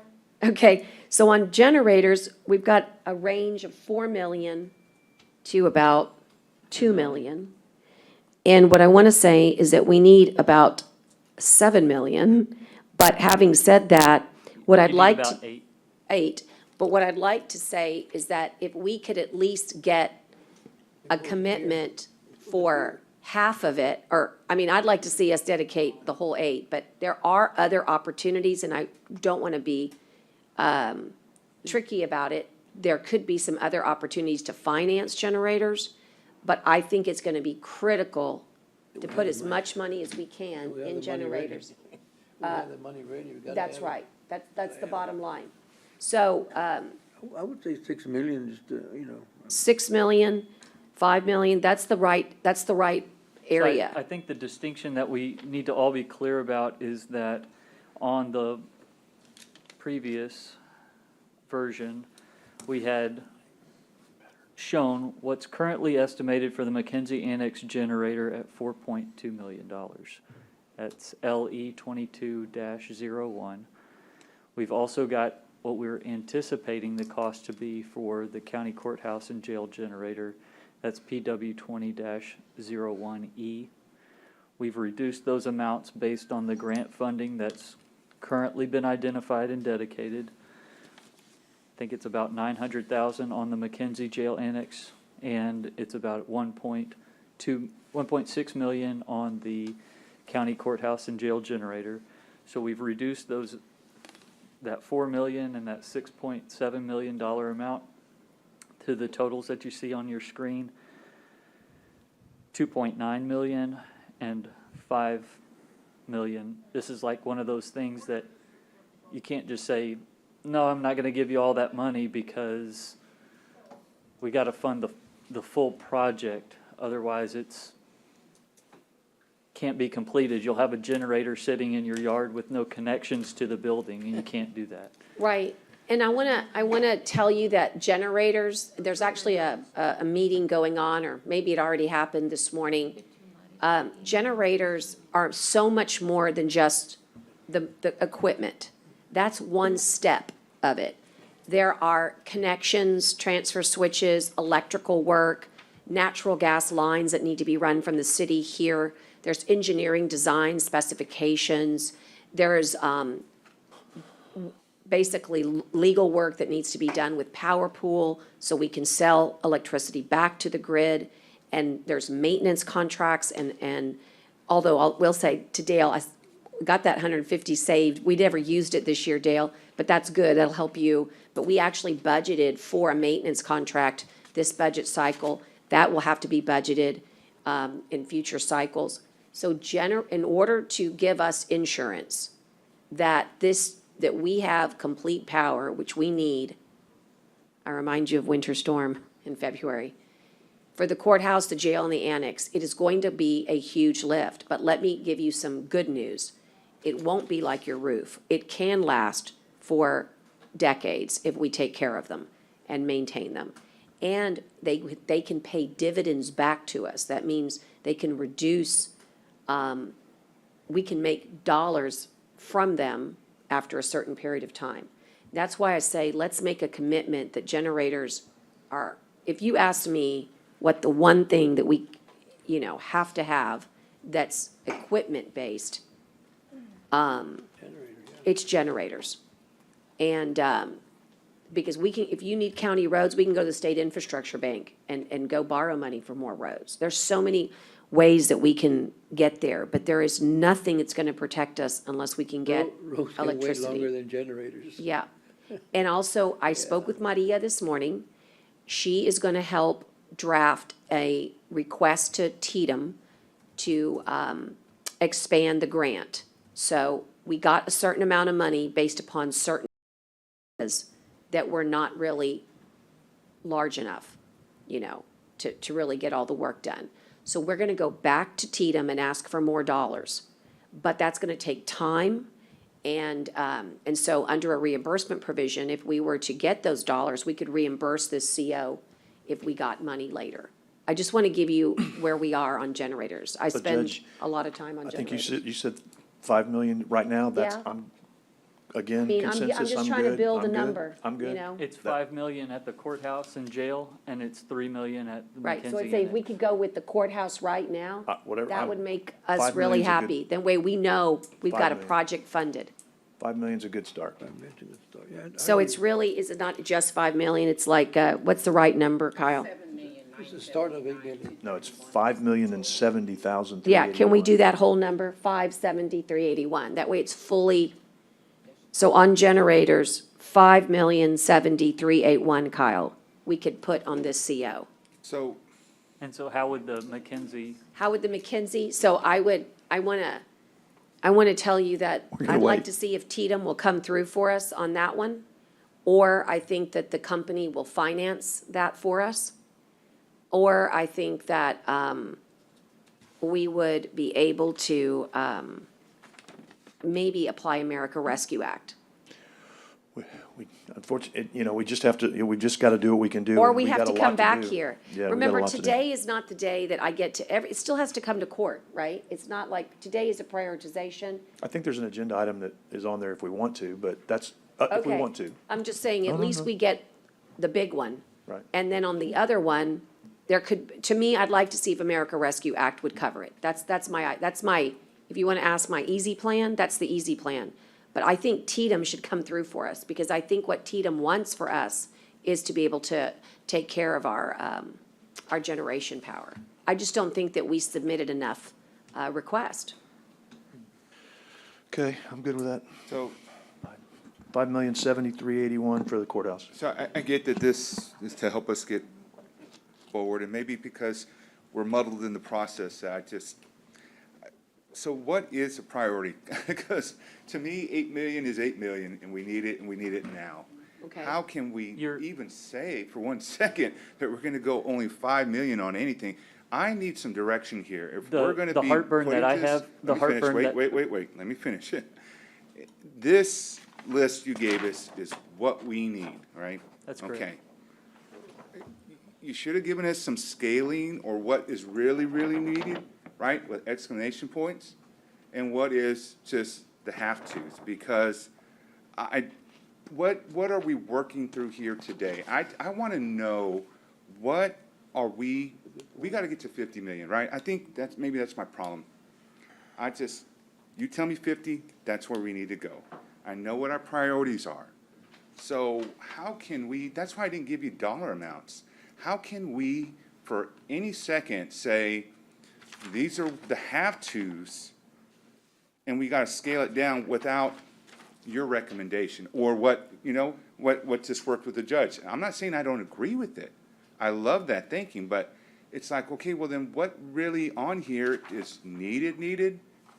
And what dollar amounts did you give us that are actual? Well- Because telling us that we can live with 5 million is one thing, but if we really need 8, we're not doing ourselves any service But- by agreeing to only 5 million right now. So Kyle, what Kyle helped me put this together. So A through H is exactly what you want. If you want to know what, but there's one caveat.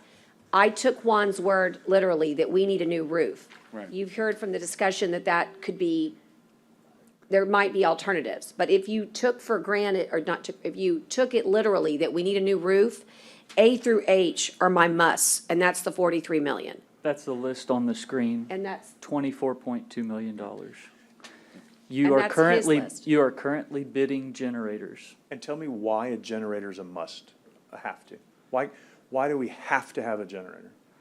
You have to have a generator for power redundancy. If your power source goes down and you need backup, but let me explain it to you in a cruder way. A riot in the jail. So when you have no electricity during let's call it the worst event, which is a hurricane, Category 5 hurricane, and we're down with power, we're very accustomed as a state to be able to move prisoners. We can't do that right now. No prisoners are moving anywhere in the state of Texas because of the pandemic. And so what happens is that the generators are really meant to make sure that a place that is not functioning for windows, you know, like at our home, even if it's super uncomfortable, we've got all kinds of equipment that we can bring in and make ourselves comfortable. But we haven't But had a not at the generator jail. at these jails for 100 years, right? Or have we had generators before? Yes. I'm not aware of an answer to that one way or the other. So at, So what I'm trying to get to is, and John raises a good point, I just agreed because I was trying to be agreeable with the judge who had an idea, and she came up with a number and I agreed. But, so I didn't dive too far into, because thousands of houses don't have generators. If we've never had a generator at the jail before, then how does that jump to a have to? Because it's a need, no question it's a need, but if we're So- gonna dissect this a little bit, then just dissect it, because I would think jails and nursing homes and things like that were gonna be first on, I would think, first on the So- priority list to get turned back on. And yeah. right? I mean, So how long are they Hurricane gonna be out? Hurricane Harvey, first of all, is a huge expense in transporting prisoners, huge. And did we It's do a that during huge Harvey? expense. No, Oh. well, I don't know how many got moved during Harvey, but I'm saying to you is, if you had, so I hate to say this, but even during catastrophic events, you have jail standards to compete with. And if you do not have a generator, it costs the state of Texas millions of dollars to have to go house people in, they still have rights, okay? So there is a huge fiscal factor that we need to consider. But to answer your question, the annex today has a generator but does not power all of the units. And- So and we let me do tell you, have one. I think it's a need. I don't believe it's a have to. I just went with this because I'm trying to be agreeable Right. on it. So Well, let I- me just I say, the put state it of on Texas because I thinks think this it's is a number one need. No, I know. Tatum does. I think it's a need. It's not Yeah. a want by any means. I mean, not a need, a have to. And I get it. I'm not, So I'm if just we're, not quite we've there on never the have to, really but I'm lived. trying to help you Right, because I no. know you think it is. Well, look, here's the thing, thank you. Here's the thing, we've not experienced a Cat 5 inner city. We've experienced a major storm, Hurricane Harvey, that really affected Port Aransas. If we have a catastrophic hurricane here, this courthouse and jail needs to function. We are the seat of functioning. I mean, we have to be able to get up and running in order to help people.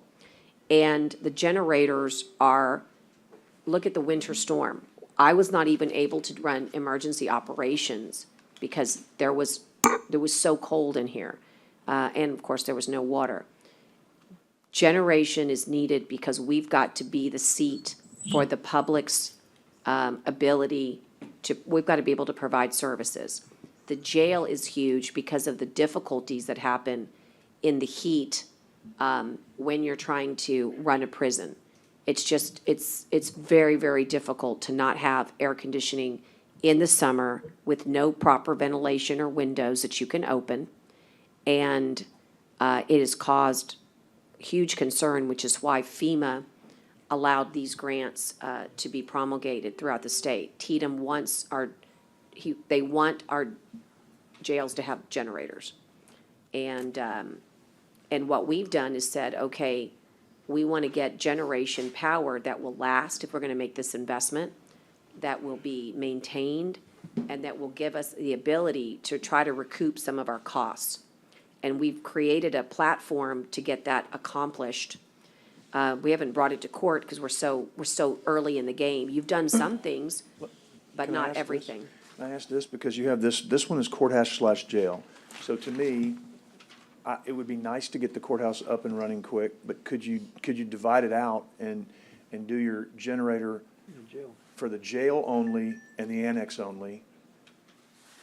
Because I get that the courthouse, you want it to be up and running for sure, but if the jails are more important, then do you divide it out and do it jail and jail, and what does that do for your cost?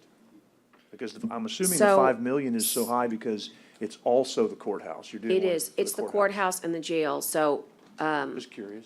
so, look, I will have NRG Engineering come and give a presentation on that question, but I would think that it's about the economies of scale and about the work that needs to be done, and you're gonna get a better product.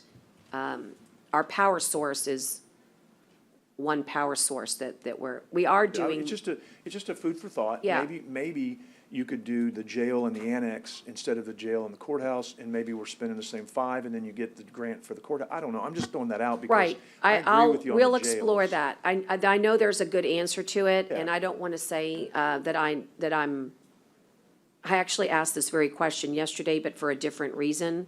I'm looking to try to get temporary connections, not the whole kit and caboodle, just for this hurricane season, I hear you. so. Just a thought, We maybe- actually asked that very question. Let's do the jail, maybe the jail and the annex and the courthouse later, whatever. But to go back to whatever. John's Yeah. question, I think is, what are we doing here? The first thing we're doing is to try to take $450 million, because that's what your CIP is, and take it down to an acknowledgement that this at least represents what our engineers believe to be, and our department heads believe to be the most important projects for you to glance at. But honestly, I've seen this happen before. Even though they believe them to be the most important, you may have different perception of what you think is most important. So the idea here is to find consensus as to the groupings of projects and then start really focusing on the dollars to see how we would get to that 50 million of need and have to. I think I'm just frustrated with the idea, maybe now with, you said 450, right? I mean, I think that's where we're at. We historically, as a county, have, and we need to keep the rate low, right? We want to keep it manageable. That's why we do COs, is so that we can keep this manageable and easy on the taxpayer. But I like that new verbiage, have to. I think it's going to become the new word to use. But going back to needs and wants, we have so many needs, right? It's like you're on the Titanic. Who are you saving? We're a sinking ship. I mean, our infrastructure overall is deteriorating. Our generators have gone out several times since I've been here during meetings that we've lost power or that we've needed, to have a backup generator in place. The temporary one that we have over in the parking lot off to the side, I know that we're, 50 million, if that's what we got to do, that's what we got to do. I'd just like to see more. I worry because, look, we got 5 different ideas of what we need. Once again, that's why I didn't provide a dollar amount. You all are the experts. That's why we hired you all, to really help give us what we need. And it's like, I'm just like, what do we choose? And in some of these projects, I can't imagine giving it only $1 million or $2 million. Yeah, it's a lot of money, but overall, if it needs $8-10 million to fix it, are we even doing are we even doing it a service by doing it that way? So I think I'm just a little just concerned with this workshop today, that we're gonna kind of go through, spin our wheels, but maybe get it a little bit closer, but we're still not gonna get anywhere where we need to. I think, and I trust in you guys. Look, y'all are qualified, y'all have done projects and been able to do this kind of scope of work all over. And so I want to see a list, and I appreciate everyone's list because I think that helps us, but I still don't know if we get to where we need to. That's just my opinion on all this. And to be able to say for one instant that generators, we can only give it 5 out of 8, I just think that's unacceptable. I say we got to give it 8. If that's what you say, if that's what our department, head had said, then we need to go with 8. And then everything else needs to either be scaled back at 50 to get to the 50, or we look at creating something bigger, because this is just, every 2 years we're doing this, and we're not getting anywhere doing it this way. We're not. And John, I mean, I was just gonna say, I think you're right, and I think what we're trying to do here is just what we can all come to a consensus on. I And know. then later, we can always change it, we can always vote it up or down, because like, for example, with the roof, I think, I'm appalled at that number, I'm appalled at the fact we have to do that. I think there's a lot of different alternatives there that might then bring more money, that we go back then to the generators and say, you know what? We're at 48 million, we need another 2, let's do the generator. So I think, to me, what I'm just trying to put forward is, Judge suggested 5 for consensus sake, move it forward, but I agree with you. I mean, you're not wrong. I mean, I think the jails need to have the generators, and maybe you can divide out the courthouse. Maybe that doesn't work. But for consensus sake, I was just trying to say, what the judge said 5, or 5.07, I agree. Let's see what we get to, and then we may not get to a consensus on everything. I'm just happy that we're like agreeing at the moment. Here's the thing, But you remember, make a great point. just to remind everybody, when we get the dollars in and projects come to court, they usually come through an RFP process, right? And so we have a proposal for work, and a fully funded contract is required. So we have to appropriate those funds, and then someone says, what's the funding source? And then we say, CO, most of the time we've been saying CO 2019, right? Or CO 20, it's really a CO 2020. Everybody calls it a tax note, but that was what we did first, then we refunded. So the most important thing to recognize is that what you're saying is accurate, Commissioner Monas. You want to fully fund have-to projects. And that's why when I said 5,070,000, whatever the cents was, 5,070,000, 381, that fully funds that piece of it for one location. It doesn't fund the other location. But what we've always done is just said, hey, generators are important. And even if you sort of, in your mind, escrow the 8 million, what winds up happening, and it happened the last 2 years, we get better bids and money's created. We get new ideas of funding, right? And we say, hey, I've got a better funding source. This is a roadmap, but it's not, it is a living document, or something changes drastically. And that's why the whole CIP is adopted, so that, God forbid, if something like, I'm trying to give it. You got full funding on Bob All Pier, or you got Right. 75%? 75, you've got full funding there, and then you can take those dollars and allocate them somewhere else. We've done that time and time again. There's always, so I just want you to know that the fully funded piece is very important. You don't have to be accurate, it's just that there was a desire by the court, which is why the workshop got created, to say, how do you take your 90 million? And I want the constituents to feel like they have a covenant with this group that they elected, that here's where we think the 50 million might be allocated. But the covenant is subject to change, because we don't know what we don't know yet. But this is sort of a generalized group. But I'm glad to hear you say that the generators, you're right. But what I want to share with you, but I don't want to overpromise and underdeliver, is that I think there's opportunities there to make that 8 million shrink. But you're right, if you want to make that a priority, it's got to go as a generator project. I just was satisfied with the 5 million because that's how desperate I am to get generators. And by the way, I got someone text me, it was 4 days without power at the jail during Hurricane Harvey, 4 days. And it was also 4 days without power during the winter storm. Might have been 5. Yeah, I can't believe we've never had a generator. That's why I was asking. We haven't So had a generator? We It doesn't even have make- had generators. They're no longer Working. viable. Okay. 'Cause Right, I was like, how do we? right. They're no longer viable. Okay, We've so had, this is we've had replacement. generators. This is replacement. Because I mean, I'm thinking, how can we not have had generators all these years? That doesn't even make sense. Excuse me, Judge, I just want to understand, when we've had Commissioner Court's meeting before, just the last one we had, I think, someone asked, Mr. Pimentel, and he responded that the generators have been ordered? Or we're talking Okay, about so, different generators? so in 2 weeks, on April 13th, they have not been ordered.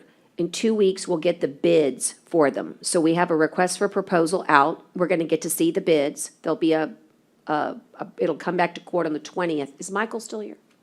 It'll come back to court on the 20th, and we'll get to select the company, All right. you know, that That's we will valuable. buy. I was understanding that Mr. Pimentel was saying they have been ordered. No, and, sir. you know, they should be No, coming in. just, They're- just the And- RFP. Okay, now I was just wondering. And then if what they will were paid for happen that. is, we'll get to see what the best price is, and then we'll put 50% down, and it'll take 12 to 14 weeks, maybe a little longer, to get just the equipment in. So all that we're ordering is just the Box. big piece Okay, of I just equipment. wanted to know, Yeah, set myself straight. 'cause And I there's thought we were talking about probably- two different. right. And there's like millions, sadly, there's a lot of other equipment that needs to be purchased, but this is the big stuff that they actually, would you say that the right word is? It's the longest lead time. The item. longest lead time, yeah. And they're spec ordered. I've got a that's- question. And that's correct, Judge. Oh, there we are. Hey, it's like, like voices coming, you know. Yeah, thank you. And I think it's the 13th That's that they correct. come in. And so we'll get to see that. And again, when you see that, it's just, unfortunately, it's just a small piece of the overall pie that's needed to really do all the work. It is complex, but I do think once we come out on the other side, we're gonna be very, it's like really expensive insurance. I don't know how else to explain it. Yeah, and it's 24 to 28 weeks lead time. Well, it's a on- very long lead time, 24-week lead time. Okay, sounds good. Come back around. Well, look, just in the interest of getting to some of the projects that are interested, each commissioner might have personal interest, can we finish the main 24 million? And also, do you represent to the court that the 24 million you put forth, that was your idea of, hey, if you want to know what the have-tos are, this is what they are? That's correct. Can I have I do have a question on one of them, if that's okay. So on the coastal parks, on the inclusion of underwater inspection, so, or for Horse Caldwell Pier, you guys, I think, did that in 2018. Not to my knowledge. No, that one's not been done. You've done Bob Hall underwater hold on a minute. inspection in 2019. Hang on, hold on. Let's see, I mean, I asked Scott about this. I said, tell me more about the underwater inspection of Horace Caldwell, because I was just trying to figure it out. And he said, yes, we had one done in 2018, right after Harvey by land. I mean, he's telling me it was Horace Caldwell, because we I mean, inspected. this request item came from Scott Cross. No, but the question I have is not that we don't need it. The question is, why wouldn't we just get land to do an update if land did one in 2018, which I would think would be a lot less than $125,000? Yeah, Because I I'm know we- perplexed by that. I know we did an inspection on Horace Caldwell because that's where the hurricane hit the hardest, and we couldn't open the pier back up. So I am 100% sure we did an inspection on Horace Caldwell, and Scott confirmed that in 2018 because Tyner, would we you be so closed- good to we- get him we- on the phone? We closed the pier down until that inspection was done, and I think y'all did. But do you remember if it was underwater inspection? It might, I do recall a pier deck It was a inspection. below. Yeah, here's- this is different. No, it was a below and above water line inspection of the entire pier, but did not include the concession building. So I am not questioning the Yeah, I need- know, we're just the gonna get the need- right- Right, the need for this. I am just curious as to why this wouldn't just be an update based on what land has already done, which I would hope might be less than $125,000. So that would be, so it's just it's not that I don't think it needs to be done, I just would like So- clarification. It might be less, it might be Yeah, I can different. tell you if they did an underwater inspection, we wouldn't need to do it at all, okay? Well, unless Hannah could be the issue, but I know that this was, an issue that, Scott Cross brought up, and so we put Bob Hall in because it hadn't been done. And I thought that the issue was that Horace Caldwell also had not been done underwater with What divers. wasn't done was the concession, and I'm reading from Scott's Okay. email, what wasn't done was the concession. That needs to be included because of the deterioration on that, but I don't know, what is a below and above water line inspection? Isn't that underwater? Or is that not?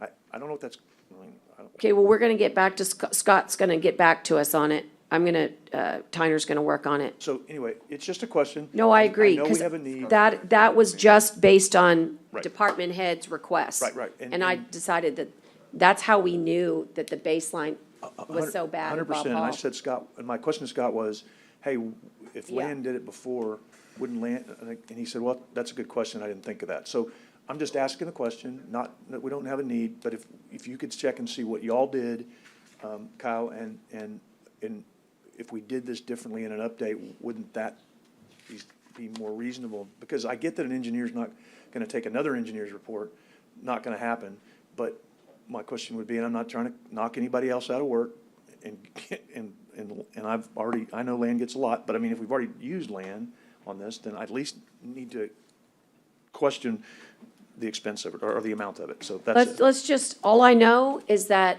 we spent $144,000 at Bob Hall Pier with Jacobs Engineering on the underwater inspection. And this was spec'd to do, it's just a cost estimate for Horace Caldwell based upon the need that we thought existed. Let us clarify and get right back to you, because I agree, if we don't need it, it will not be there. No, But don't we'll just need. have to find out. It's, Do a different way, not need. Okay, hold on, he's So getting some, you're correct. Scott Harris just confirmed that in 2018, we did an inspection above and below of Horace Caldwell Pier. I am not sure what the most recent request from Scott Cross has been for the 125,000, but that's what we plugged in. right, so it may just be Check. mislabeled. Let's Okay, just check. and we'll check with Scott Cross. Okay, so we'll double check on that one. See, we're saving money already at 125. So again, these get generated, from department heads, so we'll double check on that. The next one is, by the way, I'm loving this because, we're getting through things. This is good. But let's get to some of the other more particular ones. Judge, Yeah, did we include the annex or do we not include the annex generator? No. well, we didn't right now. We're just sort of talking, we can always come back through. But the first pass was courthouse jail generators fully funded, okay? The amount, we put them out? 5,070,381. Courthouse and jail fully funded from this funding source, right? Not to say that, I think we all agree we got to get a funding source for the annex. The question is, what do we want to use these dollars with, right? What are these dollars going to be going for? I think the dollars should go for the annex and the jail. Well, I agree too. I mean, I don't want to force anybody here. I'm just trying to, that's what Commissioner Mata said. No, I'm questioning the I think that's what you courthouse. said. I'm questioning the courthouse being lumped with the jail and not being able to do the jail and the annex. Like, that's all I'm saying is, to me, the jail is the most important thing. Annex too. And the annex, Right. correct. And so maybe. I hear you. Maybe we could look at it being the jail and the annex and the courthouse last, or just throwing Split that them out up, there. yeah. Yeah. Yeah, and I think it's all about talking to NRG Engineering and Right. finding things out. Okay, hey, come on in, Scott Cross.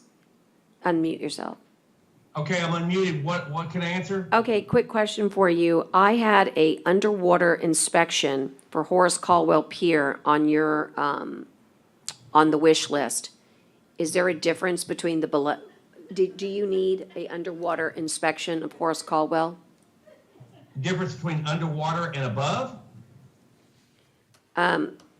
there was a 2018 underwater, there was a 2018 inspection of Horace Caldwell Pier, but I have Yes. I have on a wish list an underwater inspection. We thought that that was needed. Is that not needed?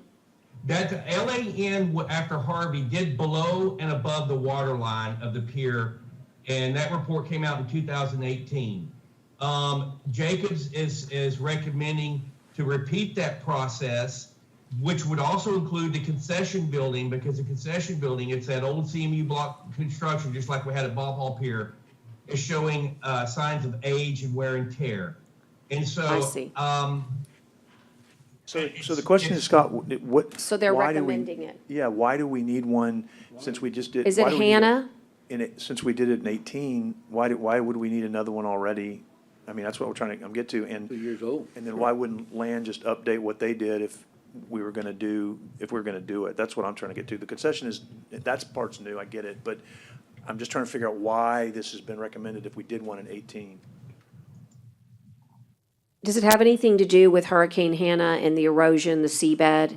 Or is this just, in other words, well, Hurricane Hannah, there's no way of knowing if Hurricane Hannah weakened any of the structure post Harvey. All we know is what we had after Got Harvey, it. and Land said that we had about $35,000 worth of deferred maintenance that could be completed within 5 years, according to their report, and which I thought was incredible considering the strength of Harvey when it came through.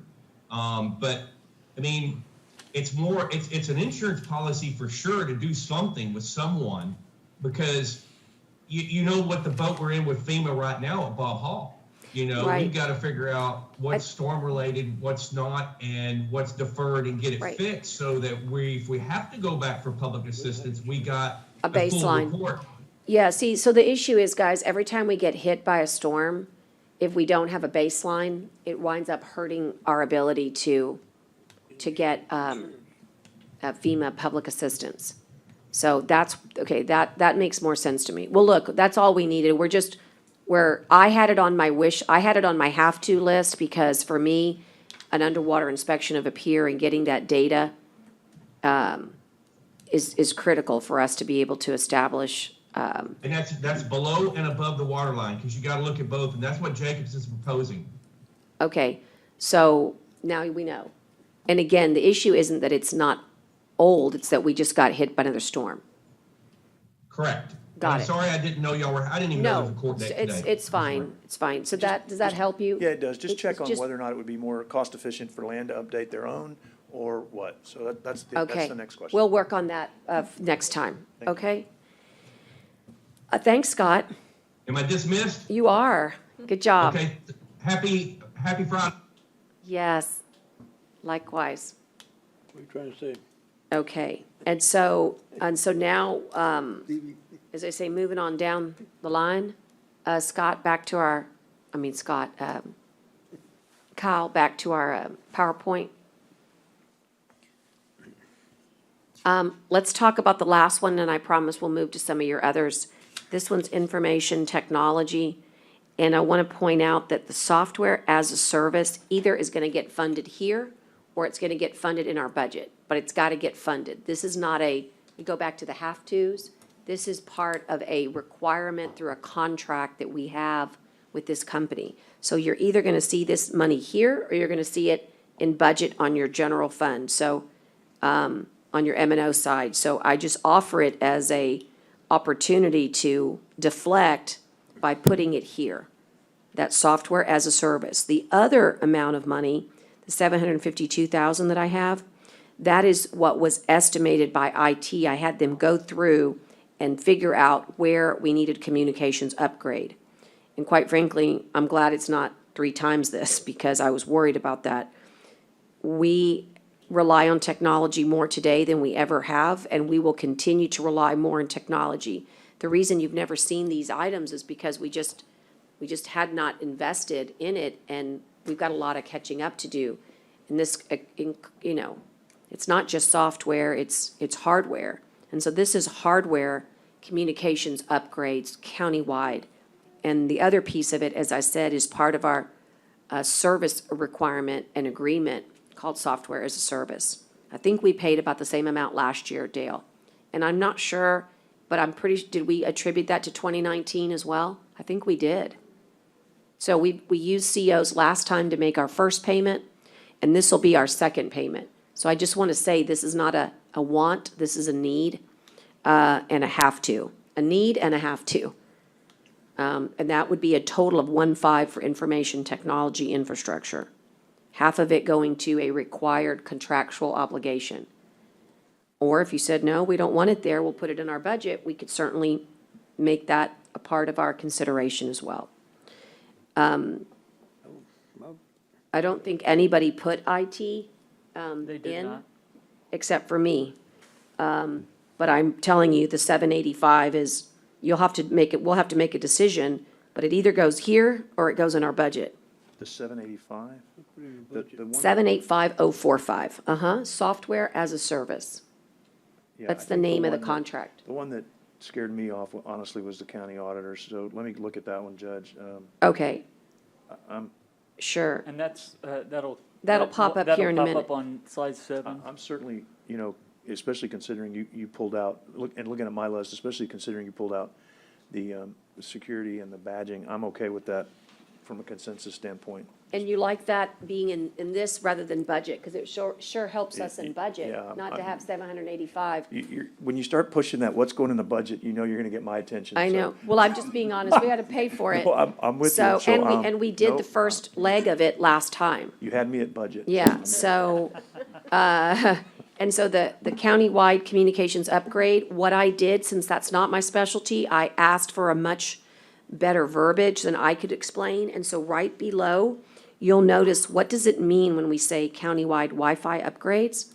And it actually, it's listed for you in a footnote below on my, paper, so that you can actually see what those dollars would go to.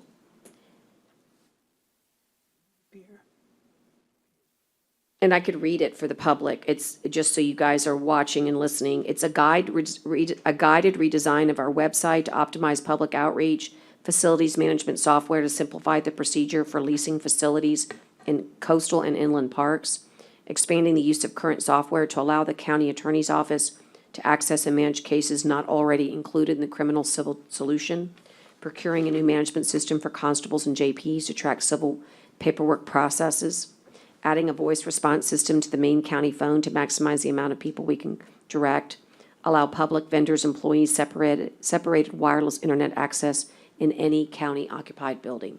So I just want you to know, we had IT put this together, and then I made them make it very concise so that someone says, what do you mean when you say an upgrade? But again, I just want you to know that we've done a lot of good work with our last CO, putting dollars in infrastructure technology, but it wasn't nearly enough. And this is where everything today is running off technology.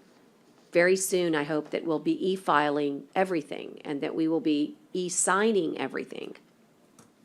That's where it's all going, and we've got to prepare for that. So unfortunately, some things will be less in the future, and then other things will be require more investment.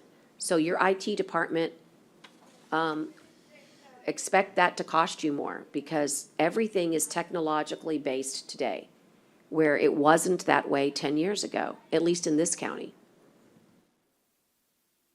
So those are the two things that I have there that I think are, That one I'm not as sold on, but whatever everybody else wants to do. I'm definitely on your IT, that one I'm, on the software as a countywide service. Wi-Fi is a little, Well, if Just- we don't make, I can get outvoted on what. yeah, well, I mean, again, I mean,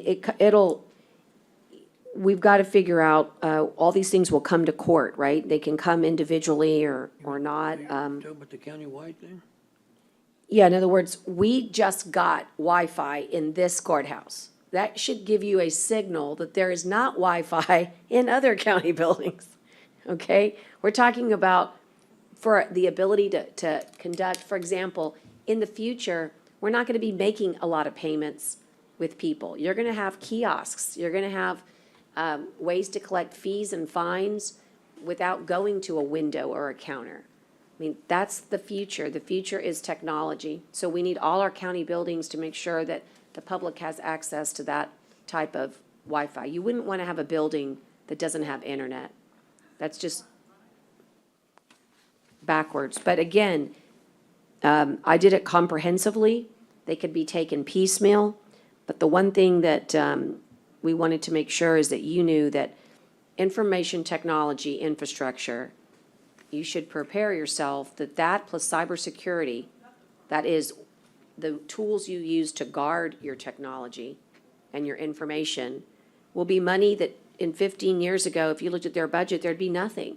And today and tomorrow, there's going to be millions. Why? Because we have a fundamental shift in culture. So we're going to have to start thinking about it. COs can Band-Aid it, but in the future, your budget will have to adapt to technology being an important part of your budget, even greater than what it is now. Just the future catching up with us. So we can move on and ask now, I'll open it up to, those represent the ones where we had crossover. There are many others. I'll start with Bob Hall Pier as the first one. There was crossover on, there was crossover on all of us with Bob Hall Pier. They range from anywhere from 15 million to 20 million. I think that the jury's still out, to be honest with you, on what Bob Hall Pier is going to cost comprehensively. But I feel like that's a fair range for this court to consider, 15 to 20. I had 15 million, but then I went back and changed it to I said 17, and then changed it to 18, but I'm just, it depends on how much we're It looking at does. for other areas. It And does. to get us started, 15 million is a lot of money to get us started. I don't think we're gonna spend. It is, and I can tell you that in the next 30 days, you'll know a lot more because we'll know what our marine debris removal is gonna cost. Right. We're gonna know what our parking lot's gonna cost. And that's the problem, Judge. It's is hard. It's the marine debris removal, because it's not just the pier, it's that, I mean, and that could be that alone could be $3 or $4 million, which is, that's what's, And that includes everything here. You would be safer to choose 18. I think we chose 20 because it was an easy number based upon our disaster statement of, that we submitted to TDM and FEMA. But I would not go lower than that because lower than what? 18. And let me just tell you, whatever this court decides, I am grateful, and I know this community is grateful. And one of the things we were talking, I mentioned today, there's a lot of projects in this community that there's some that are true precinct projects, and then there are some that are just in our precincts. Like, for example, the courthouse is in Commissioner Hernandez's precinct, but that's a community-wide project.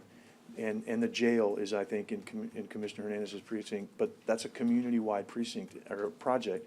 And the pier is the same thing. So I'm grateful that this court has been so supportive, because I know it's a community-wide project too. It sickens me to take this much out of the CIP because FEMA won't step up and do the right thing, and now we have to appeal and we have to go, through all this process, and someday we might get some of it back and we can put it back in the CIP, and we might not. And so, I don't know what it's gonna end up being, but if the consensus is 18, then again, I'm grateful for that. I think we have to make it work and figure it out. But that debris removal is I think the pier concession stand and, I think, and the parking lot, that's, we kind of have a little better number because that's what Jacobs came and gave us, right? But this marine debris removal, that's what's really jacking it up. And it that's could not be a part of, different- that's it could- not part of the pier, so maybe we Right. ought to call it two different things so that people understand that. That's a good idea. And also, remember, the parking lot could be a differential of $1 million. Right.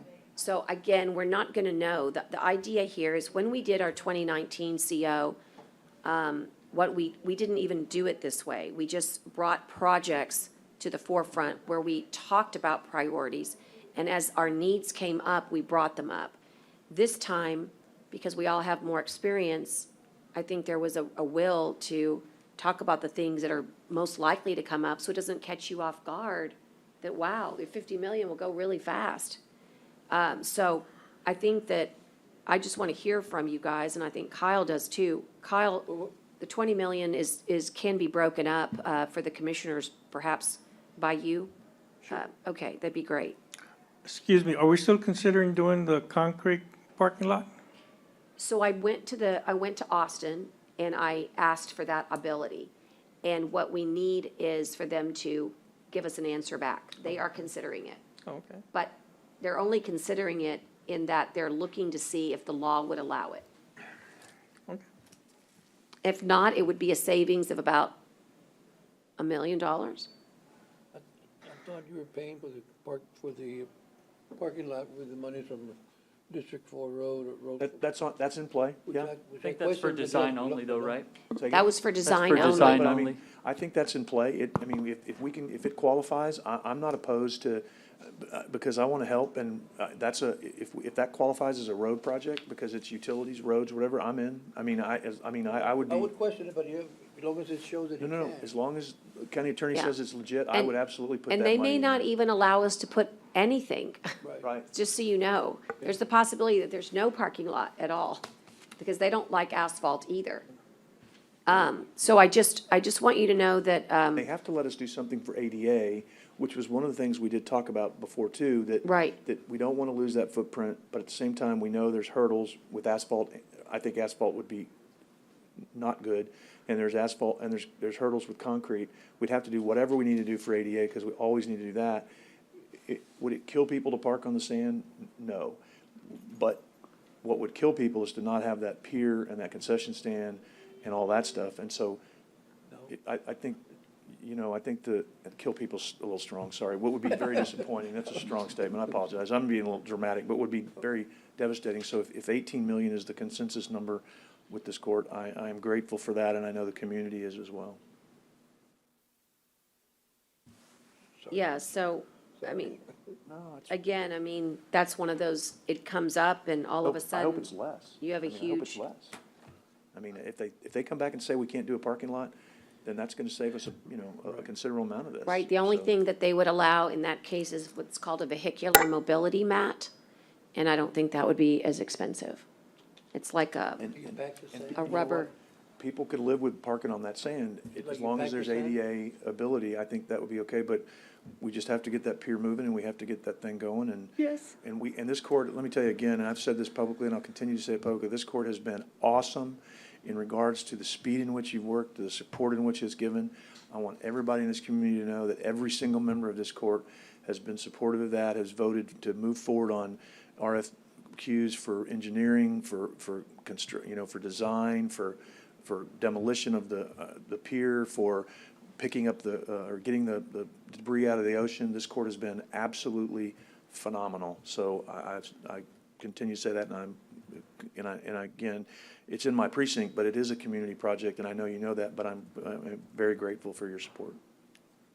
You're welcome. I think one had suggested some type of retaining wall. I remember, you mean at the, I At can't remember the what Bob that Hall was. Pier? Yes, ma'am. Yeah, it was something. yeah, It was so Down the the, parking area or so the something. general land office will not allow any structures that are impervious to be built at all. And any structures that would be built would have to be built with their permit. We could get a permit for something like that, but it would also require a Corps of Engineers permit as well. So that's where it gets a little tricky. And of course, the nice thing is we'll get a chance to give them a chance to think about what they want to come up with, and then let's see what they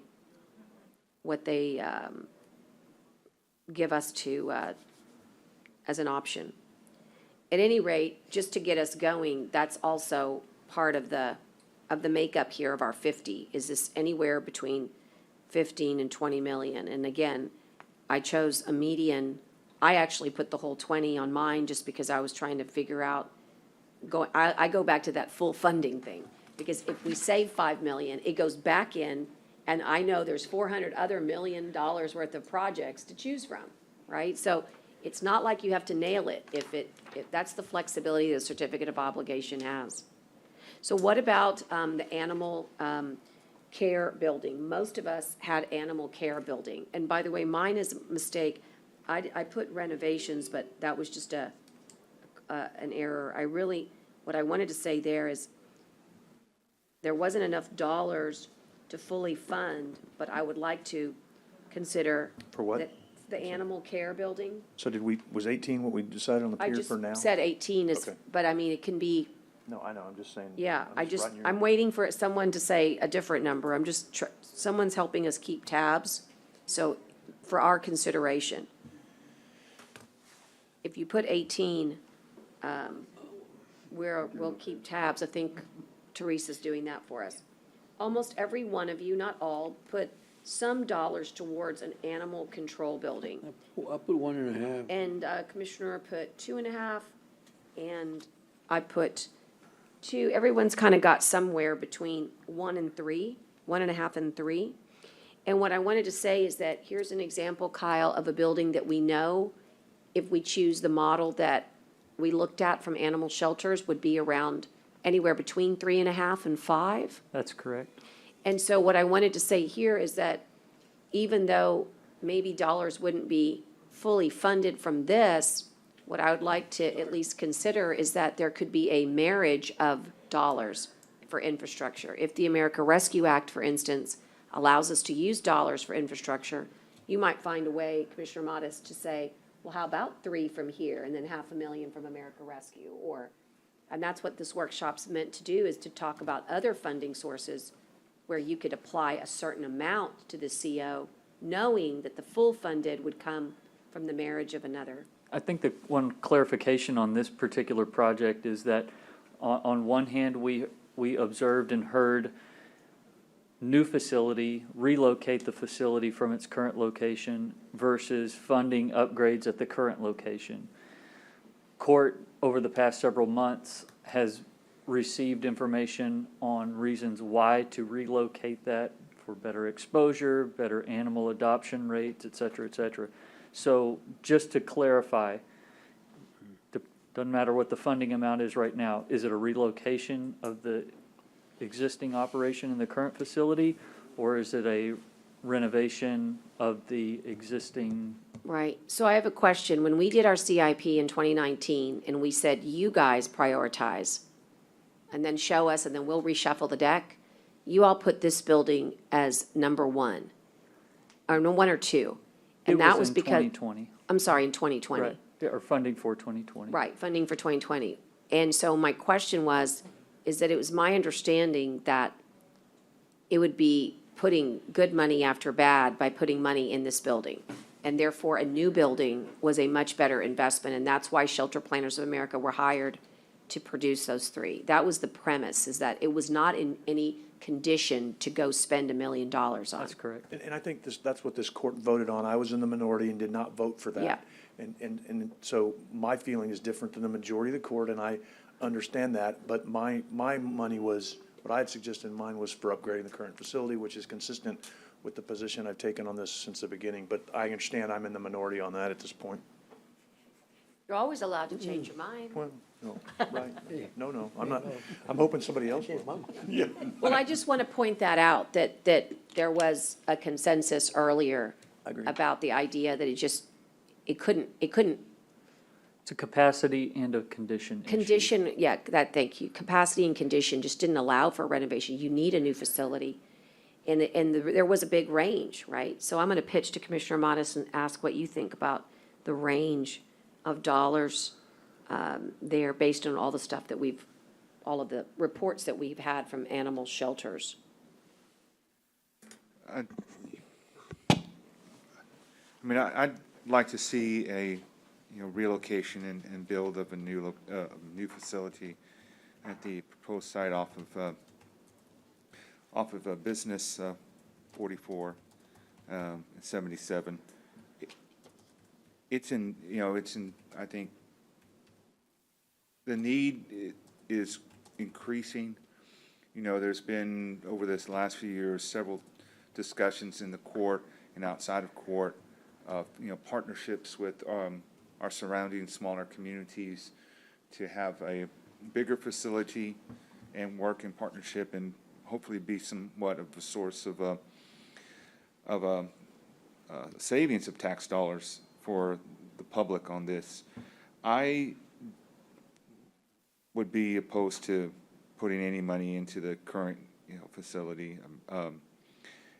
If it's, if we use this money, this 2 million or whatever is going to be proposed, and we can find an additional source, then I'm for it. And if we're not able to, then, within, a few years, we come back and look at another CO and then, go to propose, for a full funding at the site with a brand new facility. But I think that, it deserves it. I think we should demand of a animal control facility that matches really our need.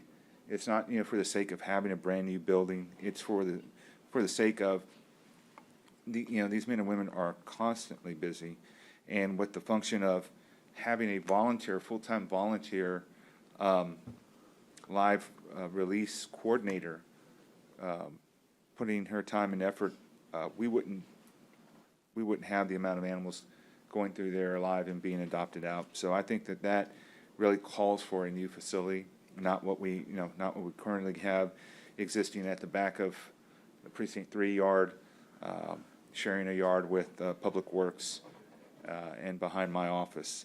So, that's kind of, I've mentioned that before, but I just want to remind the court that I know our policy decisions and our priorities can change over time, but just to consider that as we move forward.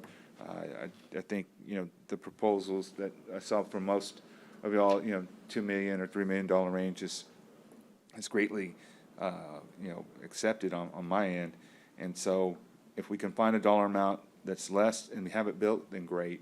I agree with what Commissioner Hernandez said a meeting or two ago. They're going to spend it all, right? So if we say 5, they're going to go 5, right? But, we also want a nicer facility that's going to be something that is going to be highly exposed, off of Highway 44 and Business 77. So I think that, putting this on now and then looking for future funding sources to complete the other part, I'm all for that, definitely. What you're saying is a totally different location? It's a different location, yeah. It's by the old show barn. Yeah, and so it's right, it's a better location, I think, to access for the workers, for the public. And, Adoption. And the adoptions, obviously, that's the biggest part, I think, of the services that we provide. And like I said, that's being done on a volunteer basis right now. And I keep saying that because I think that's going to have to come up for that position in our budget this year, because we have someone that's volunteering literally more than 40 hours a week to have that done for the live release. And just our numbers that, as far as strays or animals that are picked up, are pretty alarming for our community, and it's standing with the country, within the country's ranking. So I think we need something that's nice, easy to find, and works with potential of future growth, whether it be Bishop with their animal services or Robstown with their animal services. I just think that the growth is there, the future growth, as we've seen in previous presentations, and the fact that it's so hard to find. It's hard to find my office. If you're going to my office in Robstown, it's off of FM Road, but then you go to the back to get to the facility. It's not conducive to what, like, when we compare, and I know it's not necessarily apples to apples, but like, look at the city of Corpus Christi. They have it on Holly Road, and it's easy to access, and you see it. It's identifiable. You know where to go. Ours, yeah, even with the Google map, it's going to be difficult to find where this is located. So the new facility, the proposed site, is much better, I think, much easier for the public and for our staff. I think it'll be great to have something like that for our staff. And you might want to mention about the great, so there was a documentary that Commissioner Maris, and I just saw that Lisa sent us. We'll get it all to you, but we were featured in a documentary that won the award for Best Short Film at the New York Feedback Film Festival. Unfortunately, it's good in the sense of it highlights the amazing people like Juan and Lisa and Pee-wees here in our community that do all this amazing work. but it's negative in that it showcases Nueces County is the number 2 place in the country for strays. And so there's certain things that counties do. We do vector control. We do that. We do public health. We do animal services. And I know that it's hard when there's so much need, but it's what we do. It's what it's part of the mission of counties. So I think that one of the things to consider is if we back off Bob Hall Pier to the 20 million mark, back to 18, you provide some dollars there to get you closer to that fully funded. And what I might recommend is that we at least consider going back to animal shelters and getting you, I know we all have copies, but go back to it and look at what it would take to fully fund a properly scaled building. And then maybe put that 3.5 million, that shorter side of it, rather than the 5. But then look for the funding, Commissioner. We'll find maybe a way to get us from 3.5 to 5, right? But that if you really want to get, and by the way, adoptions and fostering, all of that works as long as you have a facility. And if you watch this documentary, you'll understand why we need certain things. It's really interesting how perfect, I didn't know about this documentary, but it couldn't be more perfectly timed. And we're going to put it out there on our website so that people could see it. Again, there's praise for our amazing volunteers, but quite frankly, I don't like being at the forefront of anything that says we're the worst in the country. So this is an issue that we have to address because it's been brought to our attention with the condition of the building. But the strays at Nueces County, that means countywide? Yes, sir. So it's really the city, mostly of the city. So I don't know, they didn't, what do you think, Commissioner Modis? He didn't really suggest, I couldn't tell that, I would think, I mean, you have to include the city, if Commissioner, it's what- county. what I did mean, they- They gotta include the. I don't know, that's a great but, point. but we didn't ask. Yeah. But that, a good you're point. right. In other words, it's all of us. Yeah, I mean. But unfortunately, we take the good and the bad, right? And the city's inside the county. Good, the bad, and the ugly. But I do want you all to see it, and it does make a great case for, and I think the public will really, will, I think we're gonna get a lot of support from the public for this. That's my impression. So, that's that one building. I'm mindful of the time, and I wanna go on to a few more buildings. Kyle, can we talk about, and then if it's okay, So what did we decide on that one? Or what did y'all decide? well, Or- we, Commissioner, Okay. do you wanna throw out Yeah, I mean, something I here? would think at least a 2 million, 2 to 3 3. million. I'd say, let's go on the high of 3, because otherwise you're never gonna get shelter planners they've given you the low side and it was 3. Is that right, Kyle? Am I right? I was asking for A that. little bit more. It was it's a little bit 3.5, more, but- but But again, I mean, I think for the purposes of, And I believe we've also received a phased approach, so the building could be designed to do phases, provide the preliminary facility. Once you get additional funding, an addition could be built onto the back of that facility. Again, it's a capacity issue at your current location, so you do need to have at least the minimum capacity that you have at your current location at a new location, so. okay, What's the number, Judge? well, 3 is what this. I was is. gonna say 3. I'm just gonna abstain on this one. That's fine, I yeah. know we're not voting, I'm just. I know. I'll let y'all do it since I'm in the minority on this. And then the other ones, Kyle, that are big are the medical examiner's office and Hilltop. And there's one that I forgot that I want to have for consideration. I hope that you don't mind that we're taking time with this. You shouldn't spend 50 million, in a couple of hours.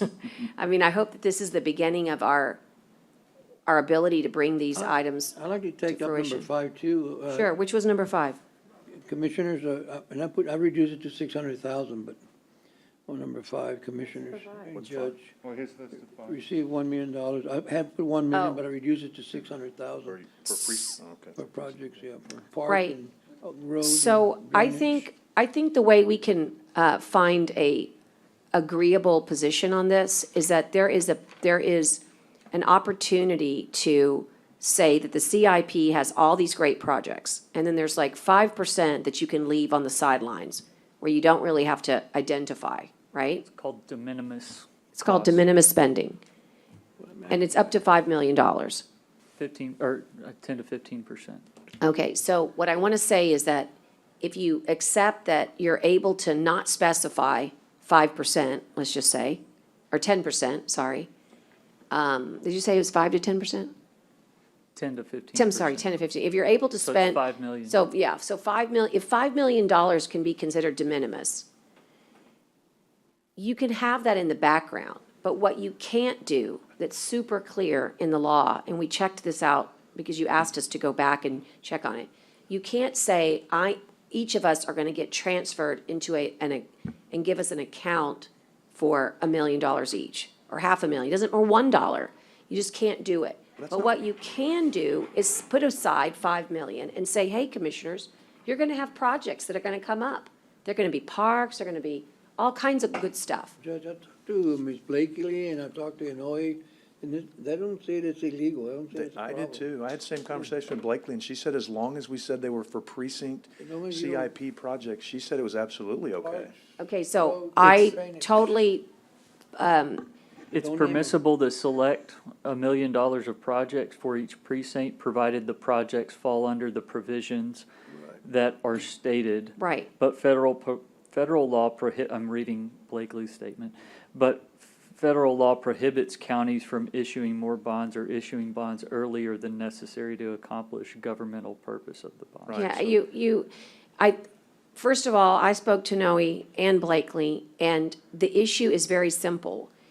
You can definitely say, you just can't, there's no slush funds that are allowed, okay? There's no way you can put money aside and say, I and only I, as the precinct commissioner, get to decide where we're gonna do these projects. Well, we never do that. It's just, in other words, it all has to come to the court. I got But projects it I can't need be to do. done. Look, there's a new case. It's the El Paso case. Let's table this because I'm in favor of making sure that de minimis gets there, that 5 million is there so that we can do commissioner projects.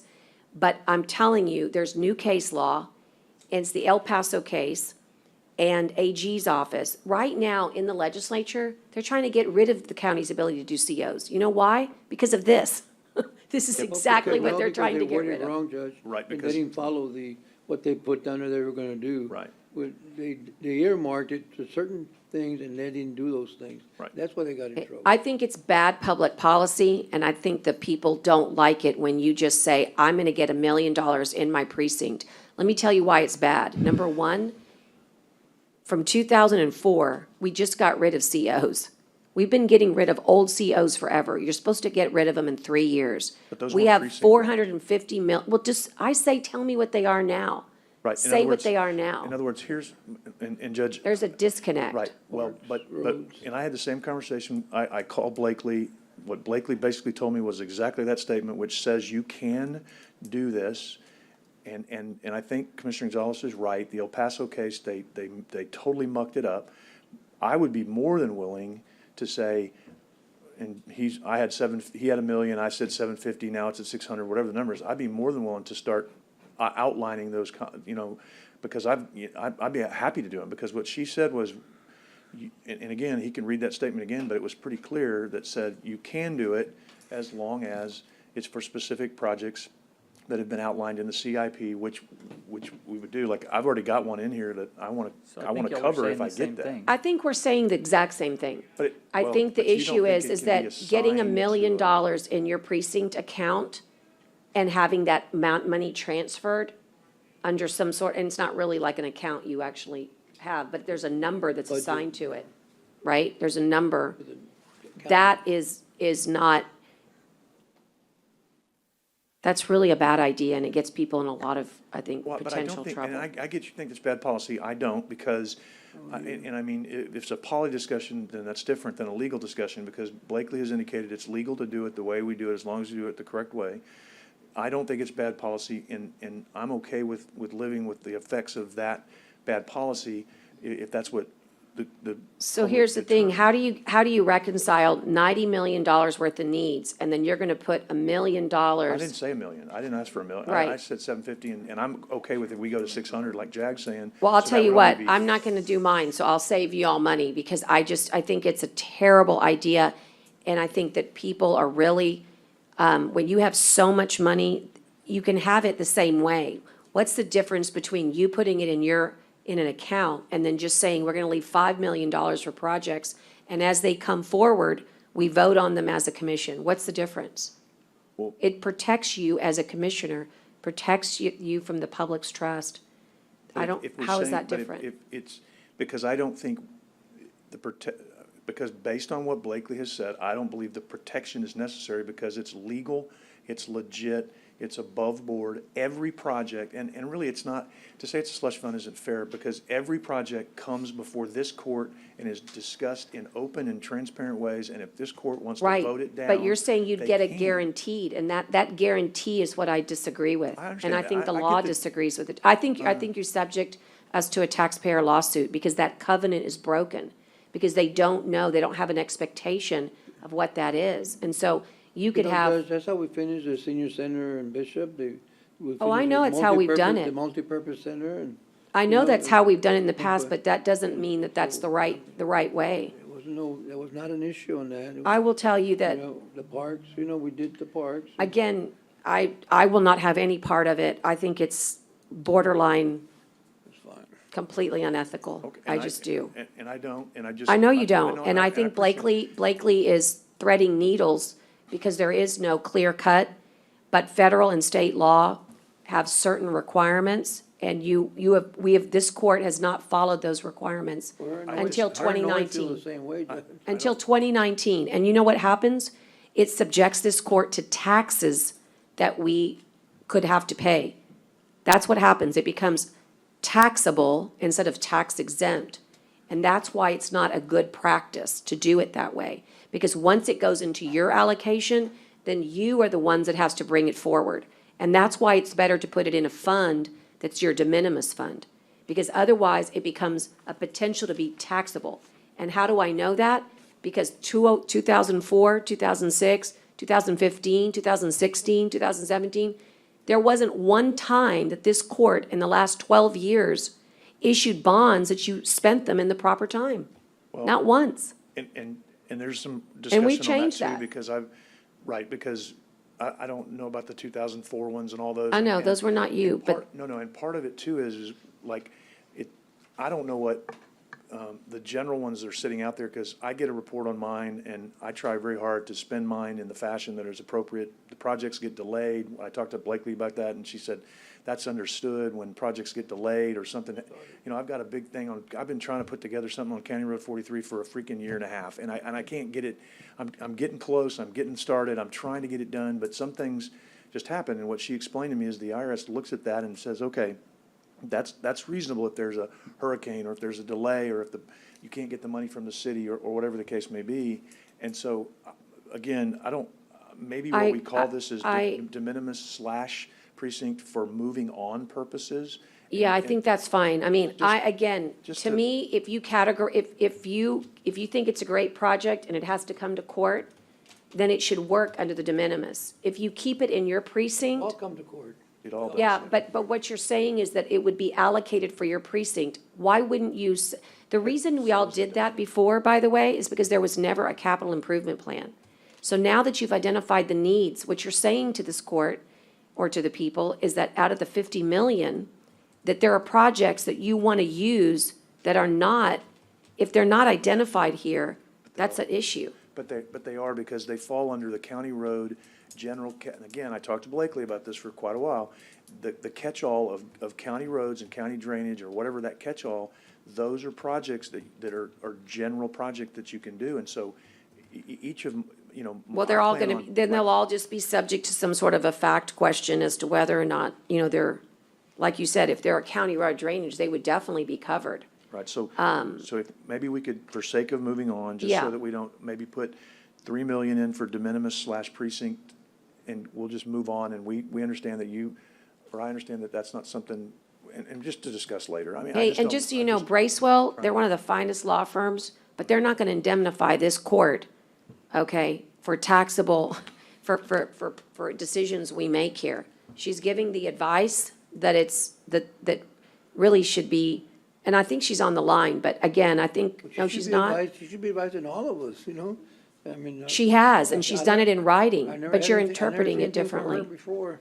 You what? I never seen anything from her before. You know, I that I didn't know that see she's that slide. advising. Yeah, I us. haven't seen that. she's, I never- Can you give I'll us have her copy write a of that? report. Or just a copy of that statement that you read She from. said she would. I didn't see You want me that. to reread it? No, if you, Oh. someone could, I haven't seen it, so if someone could provide, or maybe I just overlooked it, but someone could just Yeah. provide us a copy, everybody a copy. I'm So- just saying to you, you should not, to put a button on it, COs should not be a method of procurement for you or your precincts. They should be a way to borrow money for needed projects.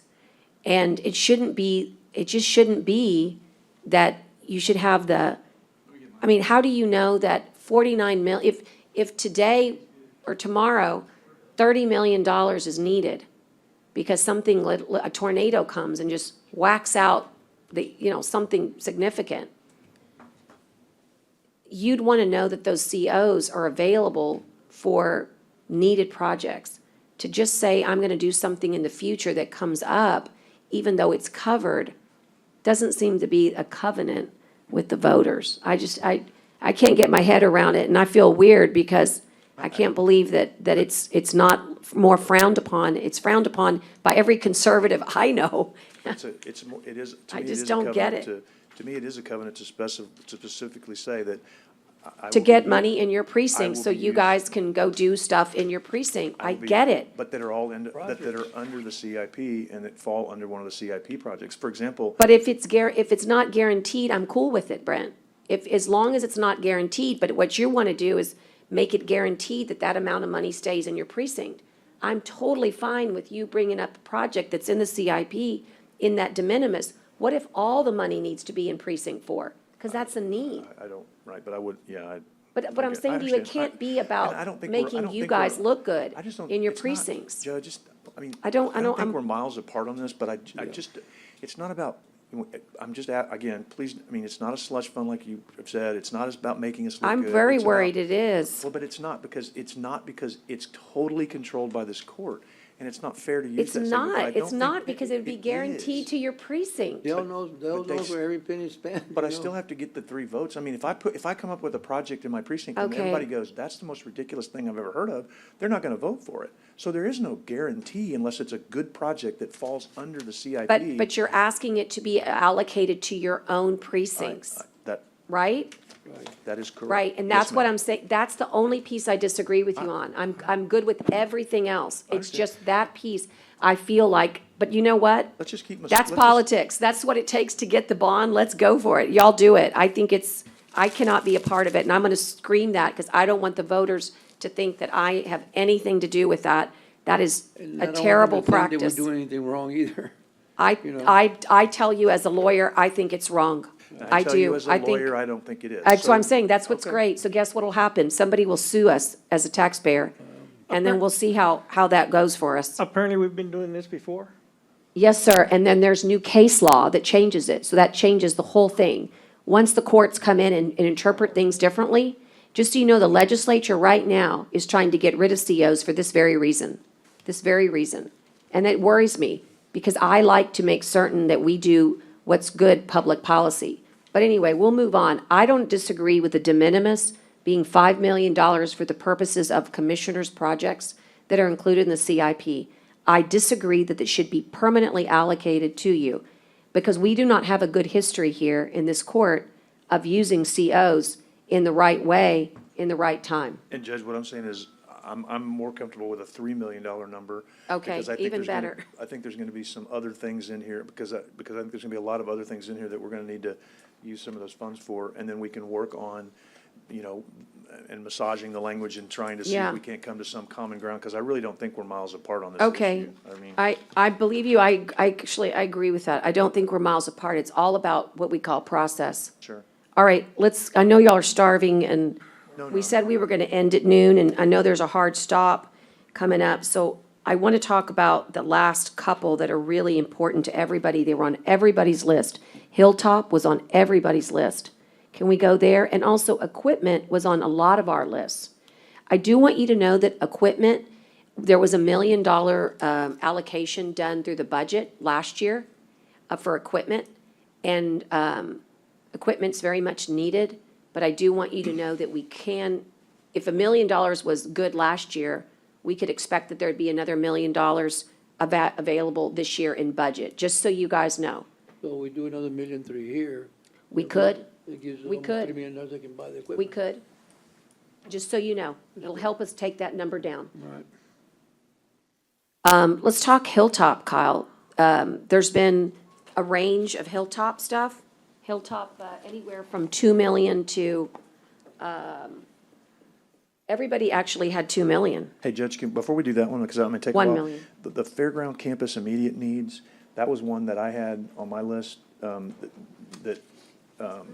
796. I don't know how everybody feels about that one. I don't know if that one might be kind of a quick one that we could, Yeah, fairground immediate needs, I'd have to turn to the book, the CIP. That one is number 2001 in your big book. Kyle, do you remember the immediate needs, what was going on there? If we've already addressed it, or? Is So that- there's work being done by ABM at the fairgrounds now. There is additional work that is not included in their scope of work that was identified in 2019 for the fairgrounds campus improvements. It was such a big number that it was broken up in between immediate needs versus future needs. I'd need to pull up our spreadsheet here to go line by line what those were. So I think there was exterior door replacements. There was some lighting upgrades, and I know a little bit of lighting upgrades are done with ABM, but not all of the lighting upgrades are being done by ABM. Several small projects, a fly fan at the door, for example, upgrades in the kitchen area, for example. That's the detailed list behind it, and I can pull that up now if we'd like to. And I'd like but to it is go pretty through detailed. Commissioner Chesney, because I think that can be whittled down. Like, I didn't even have that in my top. okay, well then 40. we can go into what you were wanting to But do, there Judge. I might be apologize. one piece of that in there that's like the kitchen, that's absolutely immediate. Okay. So if I could, I'll bring that back after I look through it. But I think that one, like, I wouldn't put lighting in there, but I might, but the kitchen's important. So Okay, and you can, that's fine, Judge, however you want to do it. I apologize. I think thought I that can one might get be- that number a lot lower, even though I'm sure they were all identified as immediate. So what would you say would be a good number for consensus sake at this moment, if you want to throw that out, since you've been doing pretty well with that? Well, I can tell you that, for example, there's probably, I mean, I'd have to go get I think the kitchen was it 200,000?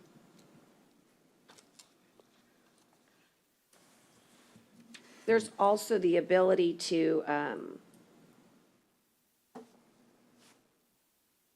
have some programmatic revenue maybe be apportioned to pay for some of these things, which was one of the ideas as we renegotiate a new agreement.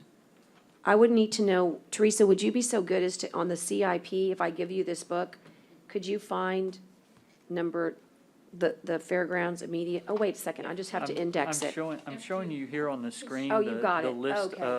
of all the Oh, needs. there it is, okay. Connie, I've This got is this a- blue this is- thing in the middle of my screen. Oh, you could exit it.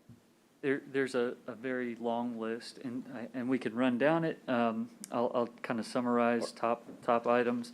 Install better lighting and lighting truss in the ballroom. Okay, that's Replace- taking place. Replace conference center air wall, replace pipe and drapes, replace exhibit hall air conditioning units, replace ballroom kitchen air conditioning unit, add new air wall at the service corridor. This next one is for transient voltage suppression system. Replace computer server and all computers. Paint exterior doors on all buildings. Paint all roll-up doors in all buildings. Add water runoff drainage to certain areas. Replace arena concession stand air conditioning unit. Replace electrical boxes for events. These are spider boxes, or referred to as spider boxes.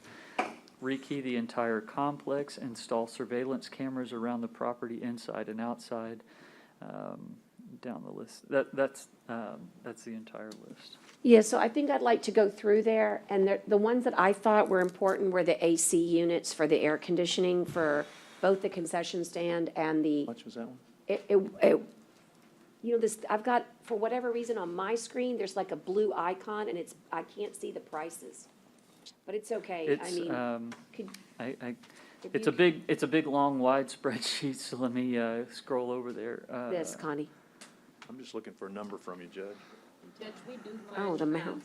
We do fund capital in, 0140 for the fairgrounds. So if any of that is It's capital, we okay. can It's take that okay. out. It's okay. Don't worry. Yeah, you gotta get on the mic, remember? Oh, That's okay. I mean, just whenever you think about it. Yeah. There are a few that are $100,000 as we have it here in the spreadsheet. What were you saying, Teresa?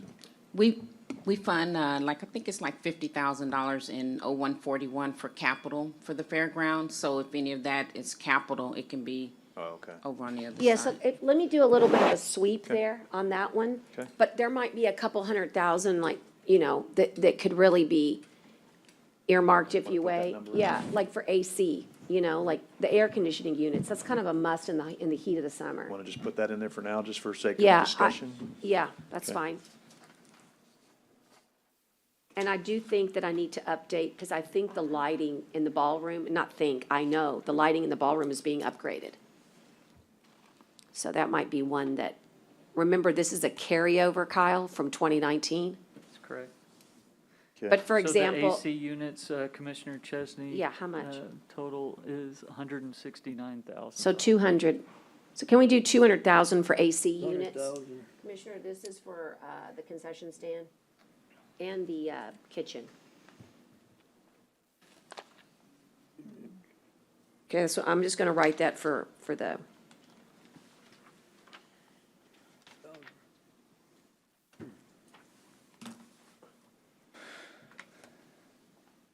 Everything else, we would anticipate that we would defer to some future year, Mm-hmm. future funding source.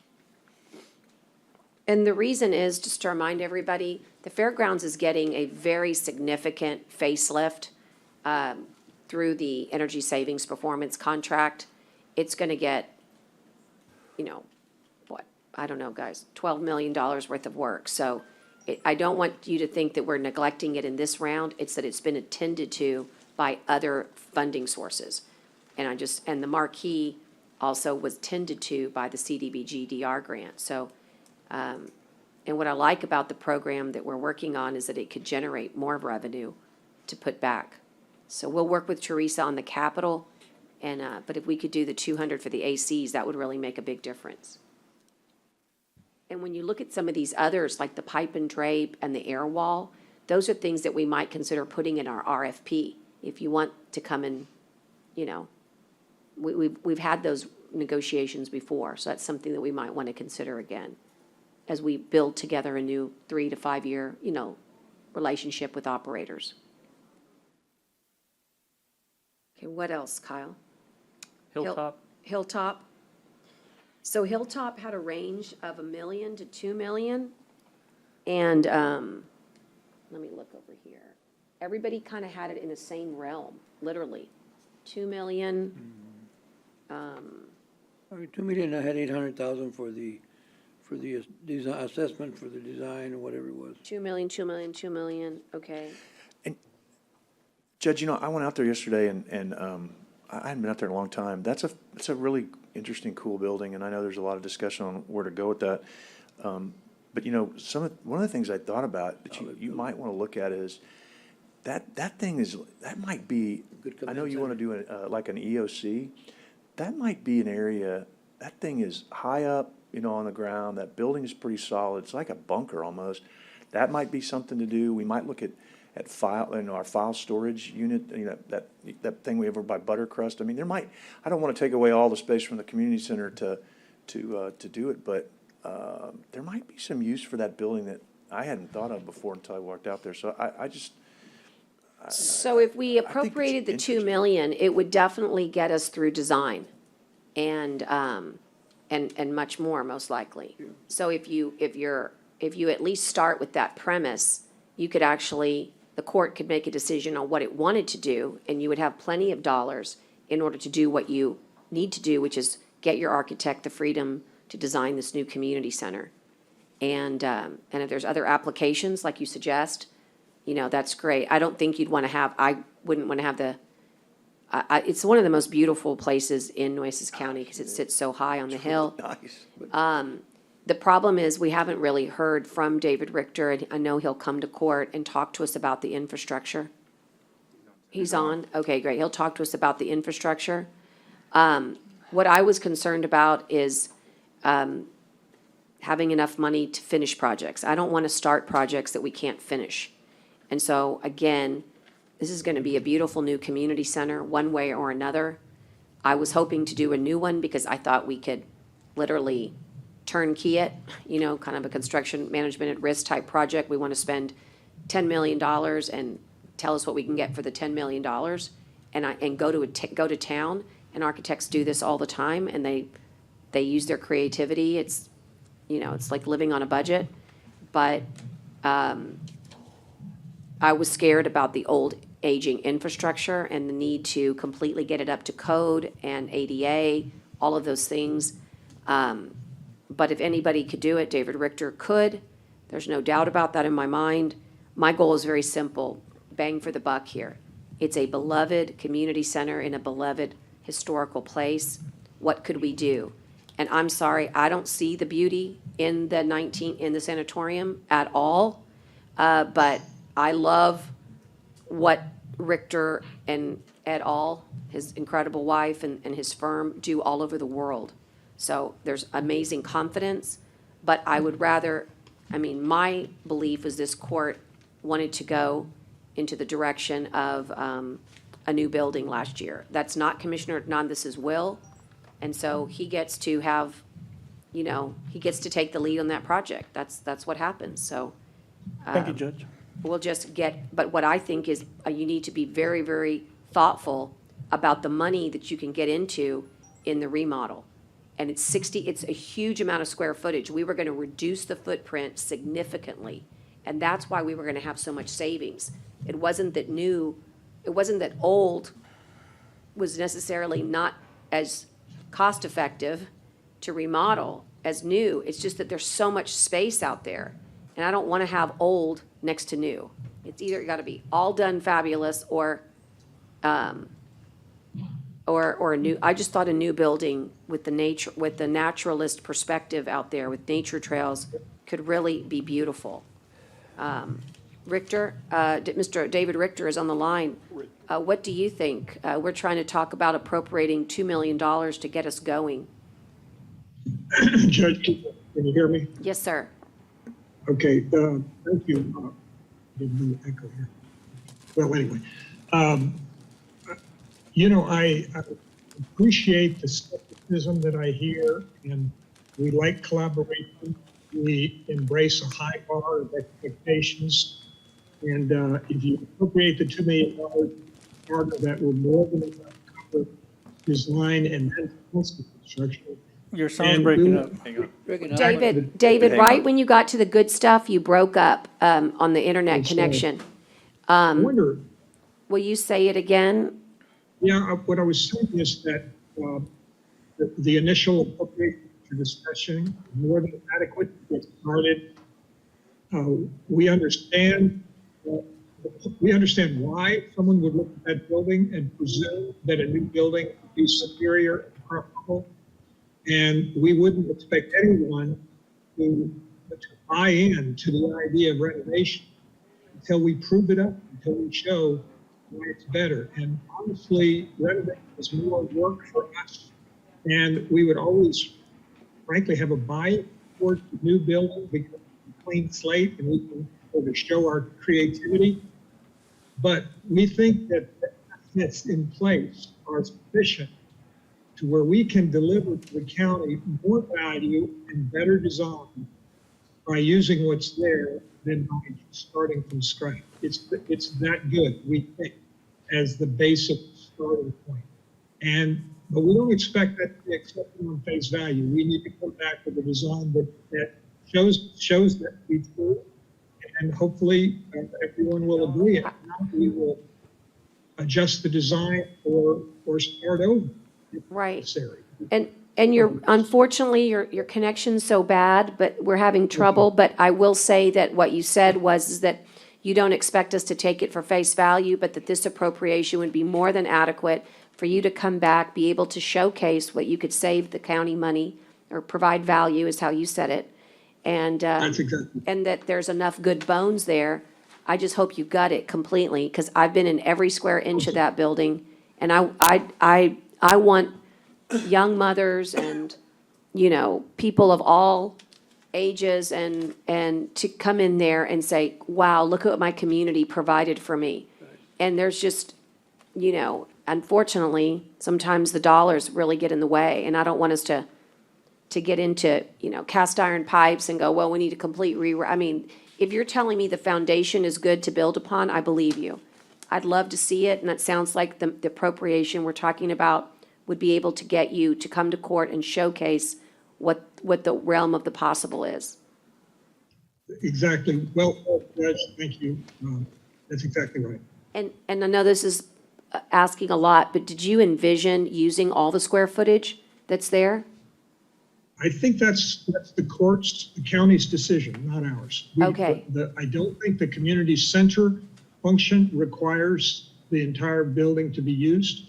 What we would hope to do is to show how the building can be creatively reused honestly, we think it will be better than a new building. If I didn't think so, we wouldn't be so enthusiastic about at least pursuing the renovation. We think it will be literally better than new because it will have, well, anyway, we can talk about that I mean, later. honestly, I mean, I trust you. I mean, I want to see it, and what the court really, the reason I was so excited about a new building is because of the naturalist concept. It's just so beautiful out there, and a new building I thought would lend itself to glass and space in a way that was not achievable before, but perhaps you've got a vision in your mind, and we really, today's court is just to hear from you that we can have value. Because what I didn't like was that it was spec'd so high for a redo versus a new build. And if you think you can reverse that, then that would change my mind. We will, is that we fair? believe we can do that. Thank you. Okay, so that's awesome. So then, thank you, David, and we have lots more to visit here about, but I think we're going to be able to set aside some dollars that would help us get going on this great project. Thank you, Mr. Richter. Thank you. You know, I also toured it with Juan, and, you know, I think that building, it's got a lot of space, Judge, you know, and I also agree that that big room that they have there is a good command center. I mean, away from everybody else and on the hill, and it's solid too, so, I mean, that'd be a good command center to have, so don't worry about It is the a light going well-built off. building. Generator. So it looked good, so. And so, it was a little garbled, but Kyle, will you go back to David Richter? If we put the number 2 million right now, will you go back and find out what we would get for that? More or less? Absolutely. Okay. I mean, you're From a gonna need a design lot more stand- money, from a okay? design You're gonna need a lot standpoint. more money, but that would get us started. Started, yes. And I pledge to do for you what I do for every project, which is find money.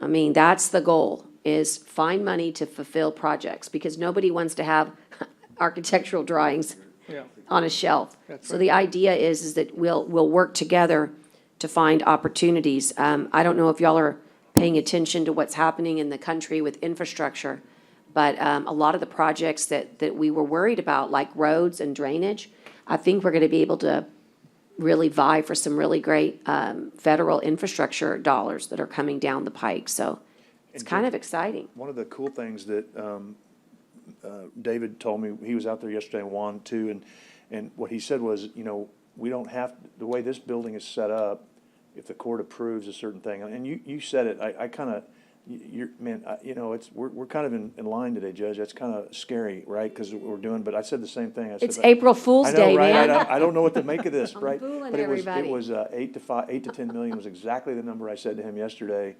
And you and I never Yeah. have talked about No, this. we I did think it's kind not. of interesting. It was the exact number I said, because that was kind of where I was like, 22 million, that's no, I told Commissioner, I said, there's no way I can, but in an 8 to 10, and you said the same thing, and what David said was interesting yesterday was, you can do, the way this building is, you could come up with a plan, but you could literally do part of this building and not have to do all of this building at the same time and still work within the scope, which I thought, because of the way it's set up, I don't know, I'd have to see it from him, but that was encouraging to me, because I don't know when we're gonna get to 8 or 10 million either, but, so we Right. might really get some bang for the buck on this Right. too, and Well, I just think that in general, you choose architects because of their abilities, right? That's right. And I've seen everything they've done all over the world, because I just happen to be a huge fan of Elizabeth's and David's.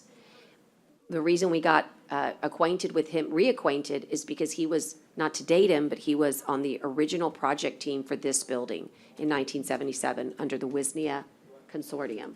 So he comes back in a couple years ago when we started this adventure together, and we've been able to now morph into these new projects. So I'm excited to see what he would come up with. So just to clarify, so we can finish up, Judge, excuse me, I 2 just million. want to tell y'all thank you. Yeah. And to the court. And people of Northwest are expecting a nice new building, and they will get one. Yeah. Mr. Richter. I want it to be So as beautiful as it deserves. it will be, Judge, I'm sure. Um, Thank you. Also, not to mention, Tyner, y'all have done a lot of good work out there to prep for ADA. Tons of good work. The facility has passed Yeah. ADA. Yeah, so just so you know, there's a lot of good work out there. Okay, so I just want to double check, believe it or not, Teresa, if you're keeping tabs on me, I'm still at the same number, because when we moved from 20 to 18, and I moved animal control from 2 to 3, and Hilltop from 1 to 2, I'm still flush.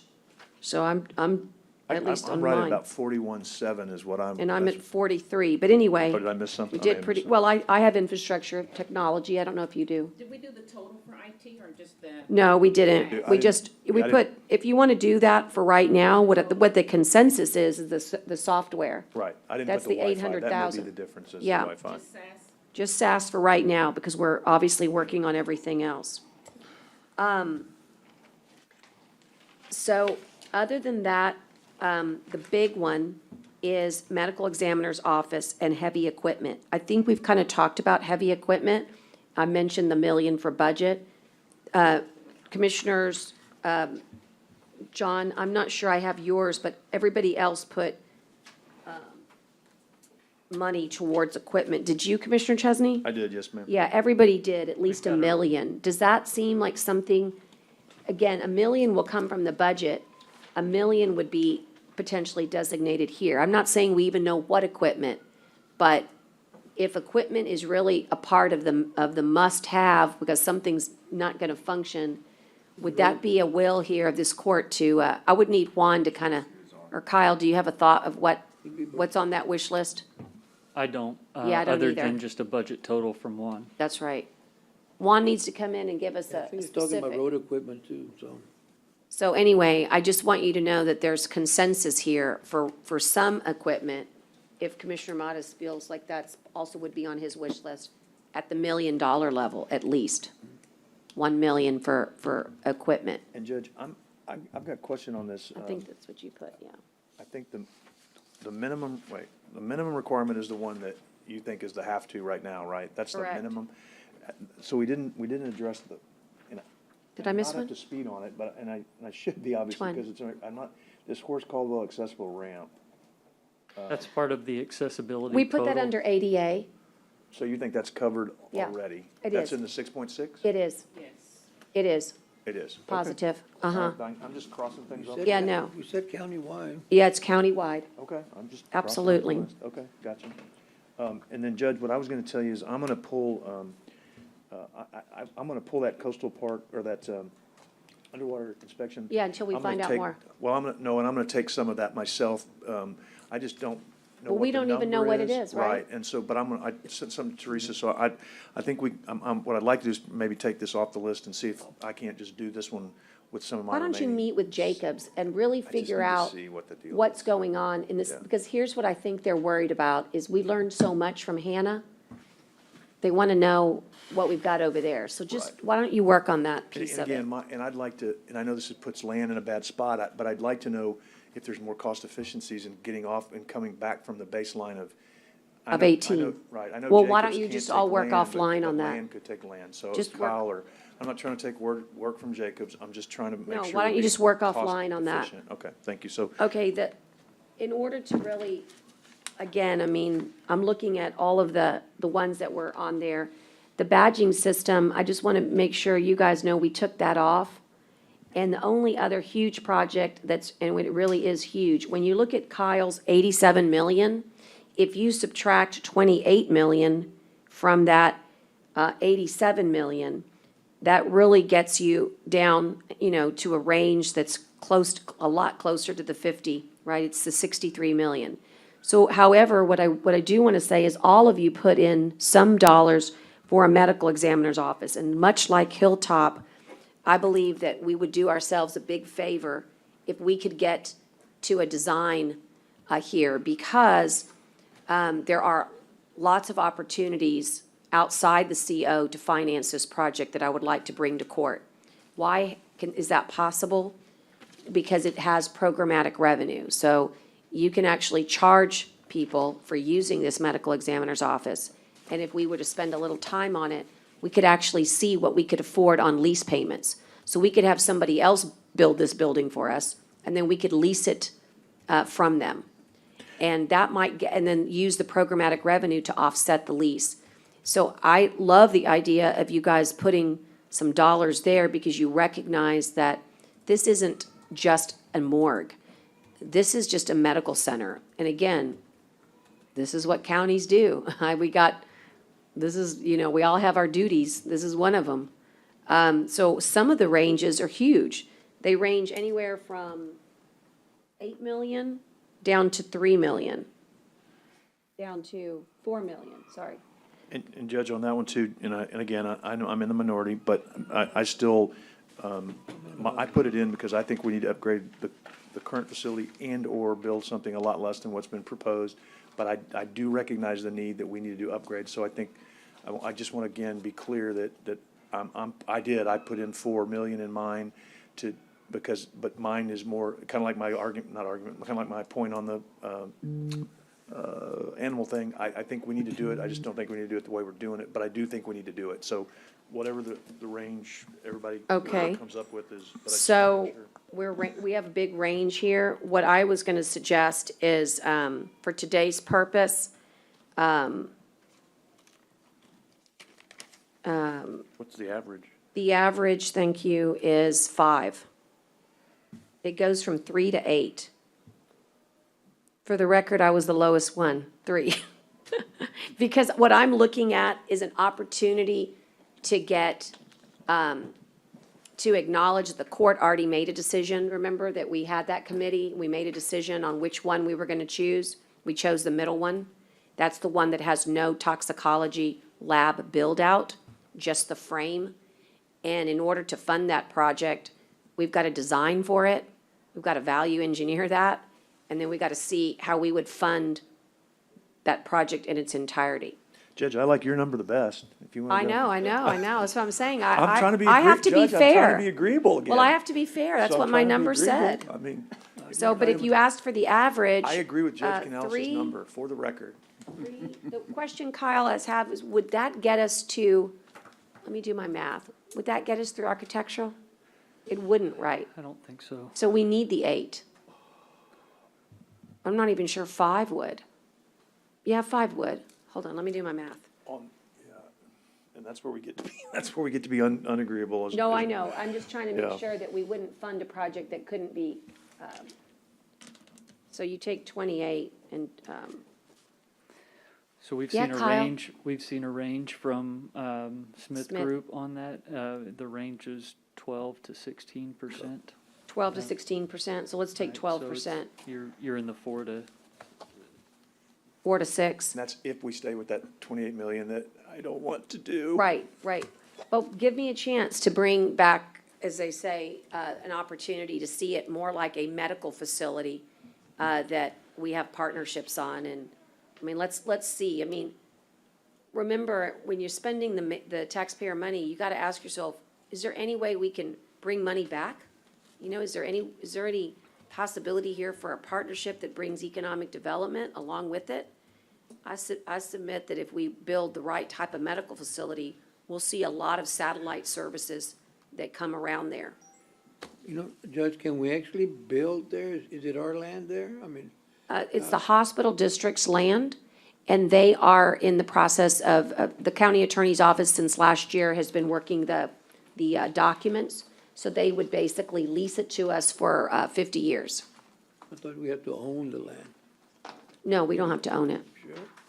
I mean, I'm just saying, that's what I. Well, they we have could, to we own the could, land. we could, But, I yeah, mean, we can build up on Yeah. it. If the building's ours, we can Right. build up on it, right, but I'm just saying that we gotta make sure before we, right. Or on the- So the current building is on hospital district land. So that's how I know we can. yeah, well, I know that, I mean, that I know, but I'm just saying. And it's right next door. It's like right there. And, We'll double check, and I'm Cisco. really, and I'm really concerned about really and maybe it's not the place to bring it, but I don't wanna build bigger, but I don't know, something, we're not bringing in the revenues because right now I know they're in the hole. You know, is what I understand. So I don't know why we wanna build bigger. The bigger you build, the more staff you have, you know, and that really creates another problem. I mean. Right, so, but, Again, to the auditor, Dale, where are we at with the medical examiners as far as the monies? We charge for outside counties, we bring in anywhere from $400,000 to $500,000 a year. Part of that is a commission to the medical examiner to do those services, so we probably net about $275. And he nets about 275. We net for the county for about $275,000, He yes. does too, though, right? He gets about $150. So, but he uses our facilities and all that in our buildings, so, but he gets paid percentage of what he does. Well, y'all have the agreement that the Commissioners Court approved with a negotiation with the medical examiner that because this is an outside county coming in and he's doing work for an outside county, that y'all have an agreement with him that y'all split the proceeds, whatever it is. And before it was 60-40 when Dr. Fernandez was there. I don't know if y'all renegotiated with Dr. Shaker or not. That's something the court needs to decide what you want to do. But right now, I believe it's 60-40. But right now, they're in the red. no, No? I got something from your office that they were in the red. They needed, Their budget's always over because of lab work and stuff. I'll have to check where the numbers are. But we're bringing in $275,000 in revenue from. so, I have it in my office, but I didn't bring it with me, but I know it So- says they're in the red, so, well, because they had. why don't you have, Dale, we'll take a look at that. The most important part is that the lab work, the reason we're always in the red in the lab work is we don't have our own toxicology lab. But the reason, to answer your most important question in the beginning, is why would we want to grow? Well, because unfortunately, the projected growth No, of. I didn't say is that, Judge. I don't have a problem growing. I just wanna make sure we can grow, because if it's not our property, and I know the hospital district property, but the SPON has it. Yeah, to so 20 to SPON's out. 2030, you No, know, so how do we? Yeah, I mean, so I'm we gotta telling be you that. Careful with that, I guess. I Right, don't so the hospital district's lawyers, SPON's lawyers, and our lawyers have been working on this. They're going to transfer it to us. I mean, that's the goal, is that they want this. know. It's- Ownership? Well, it's not ownership, it's just the right to use the property, just like we have now, for 50 years. That's how it's done. Okay. I don't think there's gonna be a problem with having the right. What we need to do is have SPON leave that premise, and by 2023, they need to raise Memorial and then create a green structure there, a green I infrastructure. agree with you there, but I think we need to make sure before we do that we. Yeah, I'm positive we can, because Because it may be illegal too, so. yeah, it's very, Judge, for consensus, just consensus Yeah. today, could we come up with a number that Sure. we're okay with and figure out how to spend it? I mean- Have that discussion again later? yes, That'd of be all right? course, of course. I mean, if you're looking to see what we would really need, it's probably, Kyle, did you say 5 or 6? It's always the budget, so yeah. For design, Yeah, I did 12%, because I want to try to get down to 12%, because that's, And again, like you could factor in that number, and I would agree for consensus, but then I'd like to bring it back and try to argue that that's all we spend, maybe not all we spend, but maybe we do I it hear you. differently. And so if 25 the times. number's 5 for the sake of today, but again, I would like to decide how, I'd like to talk about how we spend it later and just Right. move forward. So if 5 would cover it, 5 is actually the median of everybody's numbers Except for Commissioner Monas, I didn't have your numbers handy, but, I'm okay with that, Judge. Just, again, not, So it's only funding, or we're only anticipating funding design services? right, at this point, yes. I just don't think, I think we're gonna have to have a real good, important discussion, Kyle, about a potential procurement, how we would actually, I mean, I don't see us able to afford this kind of building unless we have a public-private partnership. right. And in that case, In you would which case- probably have the architect work That's for right. that contractor. That's correct. Not That's not have us. the county pay for right? it. And So- Judge, if you came back with a public-private partnership or something that someone else significantly put money into this, then my attitude would change wholeheartedly. So that's- Okay, well, that's good, and just so you know, you understand that 5 million would also evaporate, or it would come in a different way, Kyle, it would be considered a capital contribution. So that 5 million may not go to architects. See, if we did a public-private, they would be in charge of the architect and And costs that's, for and that. that's So what I'm you saying. get If 5 we, million for, We would use the 5 million as our capital, because you want to reduce it, so it would almost be like a down payment. right, so if we say 5 today and then just hold back on how that money is spent. Yeah, I'm good fine with that. And then, yeah, I think because it, I'm fine with that. And it may come back to the kitty, so to speak, right. you know? And so just, have you done a running total, Teresa? Because I must be off. as a judge. Teresa's been keeping us. I I've need got to like, write I'm it. like at 46 something now. What do you have? I didn't Here's put in what the, I've got. I didn't put in the Wi-Fi, so that may be the only difference I have with the judge, but I've got What like. other, while We have she's 40 doing that. We have oh, 43.5. So I have what I 46. have right now, I have 6,625,277 for ADA. 540,055 for the IRT roads. 2 million for county roads. 2.5. Well, the. She already 540 did is included. IRT. Oh, I had 2.5. Oh, that may be, I had 2.5 plus IRT. No? Okay. It's not right? no, it's 2 No, million. 2.5 with IRT. So 2 million total for roads and. Yes. Okay. 540. All right, that's the difference. And then I have 5,070,381 for the courthouse generator. 3 million for animal control. 8 million Bob Hall Pier. 18. 18 million. 18 million Bob Hall Pier, I'm sorry. That's okay. 785,045 for the IT software as a service. 200,000 for the fairgrounds. 1 million for public works equipment. 2 million Hilltop. 5 million for the ME. And then, I'm not sure on this, but I have 4 million for the court, times only 4 individuals. Okay. Or Will it be the- actually 3 million? or- It was 3 million. Or 3 million 3 for the million. 750. De minimis slash precinct. So what Okay. is, Million. so what is that total? Let me do that real quick, let me back out that. 48,220 minus.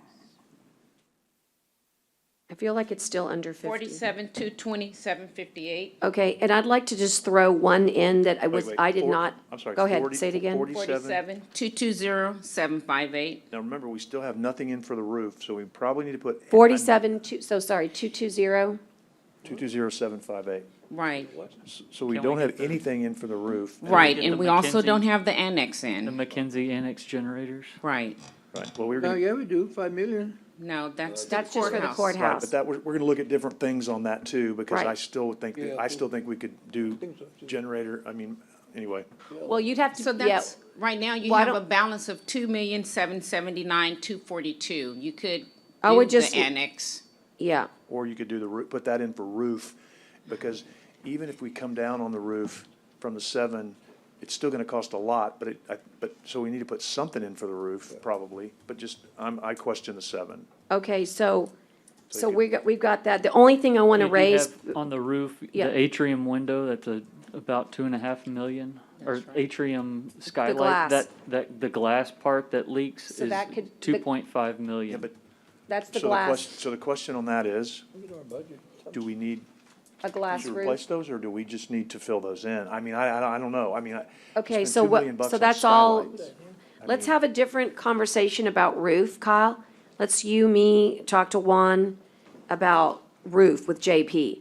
Really dig deep on roof So and whatever's and left, should we glassware. just put that on the roof for now and move on? Or I know you had another one you wanted to add though, Judge. Well, so- there's one that I feel compelled to tell you about. Sure. And that's digitization for $283,250. This came as a request during the year. We were gonna try really hard to use CARES Act money, but it just wasn't available. This is kind of our continuing modernization of the district clerk's records.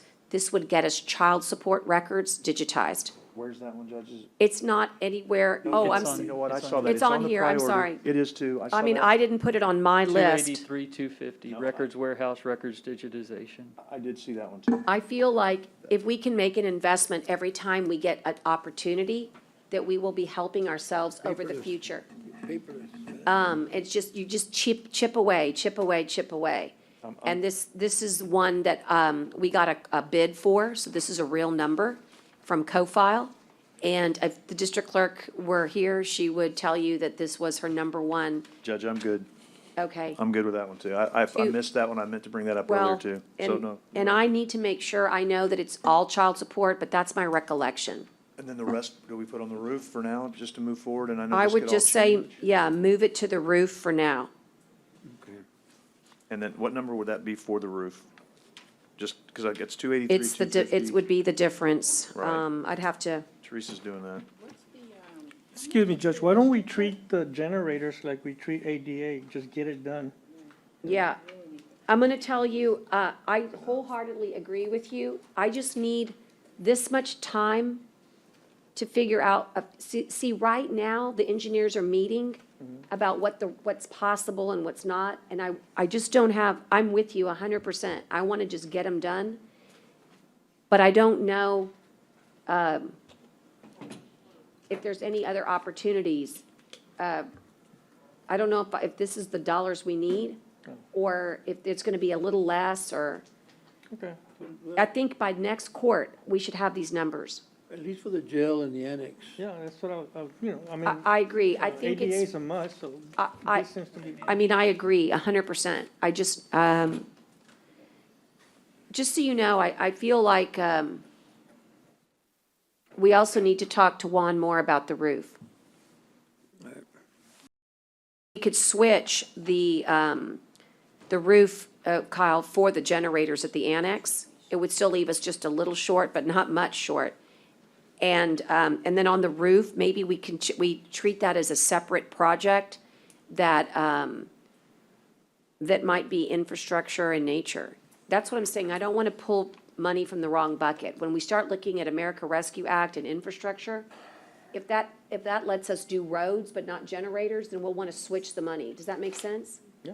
You'll want to change. How much did we say for the commissioner's de minimis cost total? 3 million. 3 million? total? It wasn't de minimis cost. Commissioner. So Teresa's going to tell us if we, and just so you know, we could put that digitization in budget too, You've got Dale. 50,422,000. With what, Kyle? Did that get us the annex or not? With the record digitization, with the McKinsey Annex. Oh, awesome, guys. Say that again? Say that again? Okay, maybe Teresa, you want to check my, What do we, check my spreadsheet? So Teresa, what we put How in much is the digitiz. annex? Yeah, we put the generators or the annex and the digitization. 2.9. So you're That's pulling the 50 roof million. out Pulling completely? the roof out just for a second, just to see what the choices are. 50,422,857. how much is the annex? I'm sorry. Annex is 2 million. 2,900,000. Oh, even.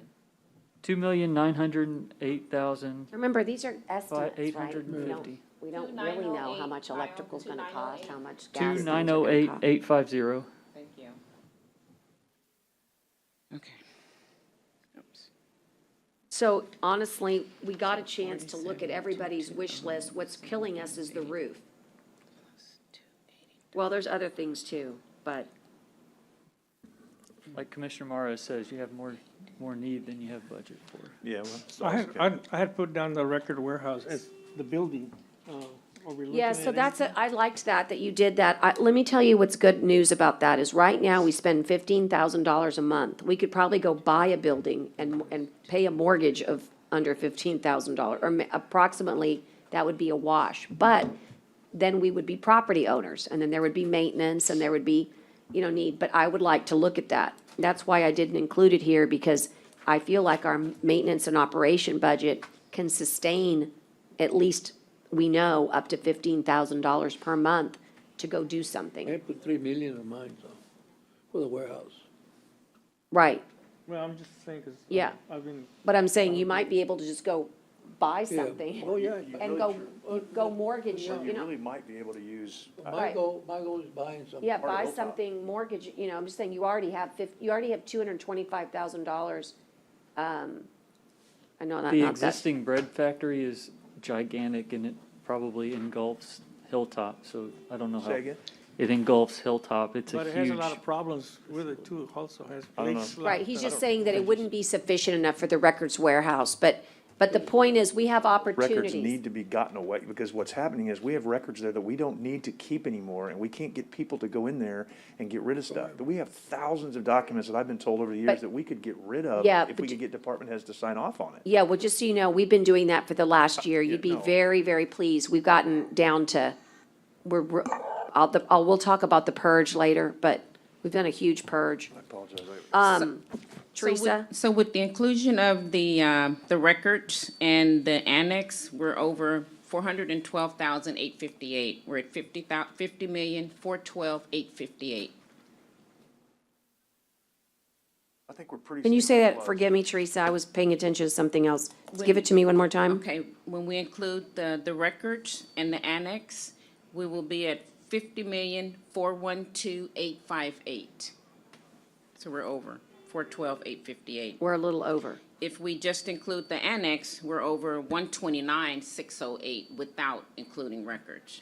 Well, and like I said, I need to, remember, we have a lot of work to do still with budget. We have a lot of work to do with a lot of these other funding sources. But this is as good as it gets for one workshop, guys. And Judge, we could, throwing it out there, and depending on how we get the wording down, we could take that de minimis down to 2.5, and however that ends up, and that would get us right to 50. So I'm just throwing that out there, and I you know. Music to my ears. Well, I'm just throwing it out there. I mean, it's, let me tell you, this has been, I wouldn't in a million years have thought this would have gone this smoothly, so this is.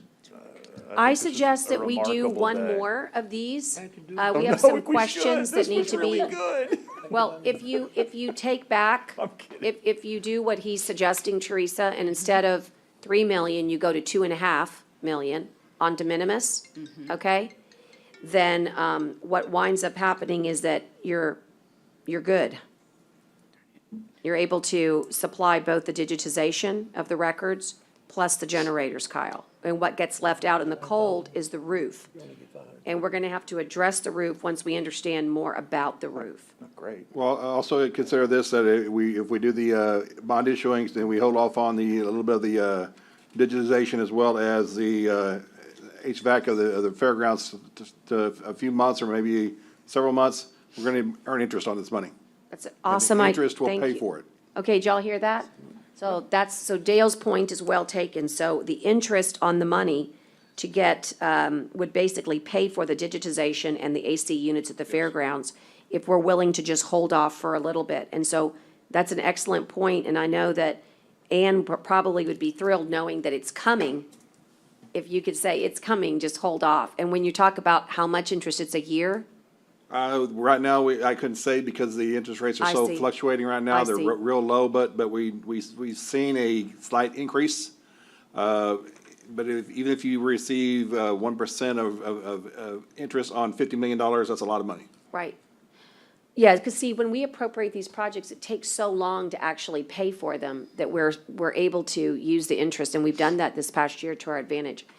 Look, it's not to say that this workshop addressed all of your concerns, but we were able to tackle a lot of the projects here.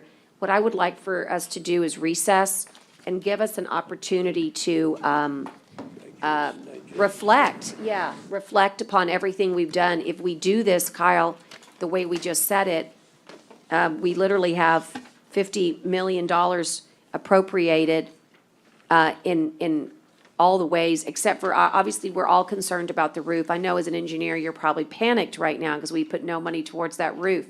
But having said that, why don't we work together to find a little bit more out about the timeline that we have with regards to the roof and if there's any abilities out there. With the reduction from a 3 to a 2.5 million, as suggested by Commissioner Chesney, you're at 49,922,857.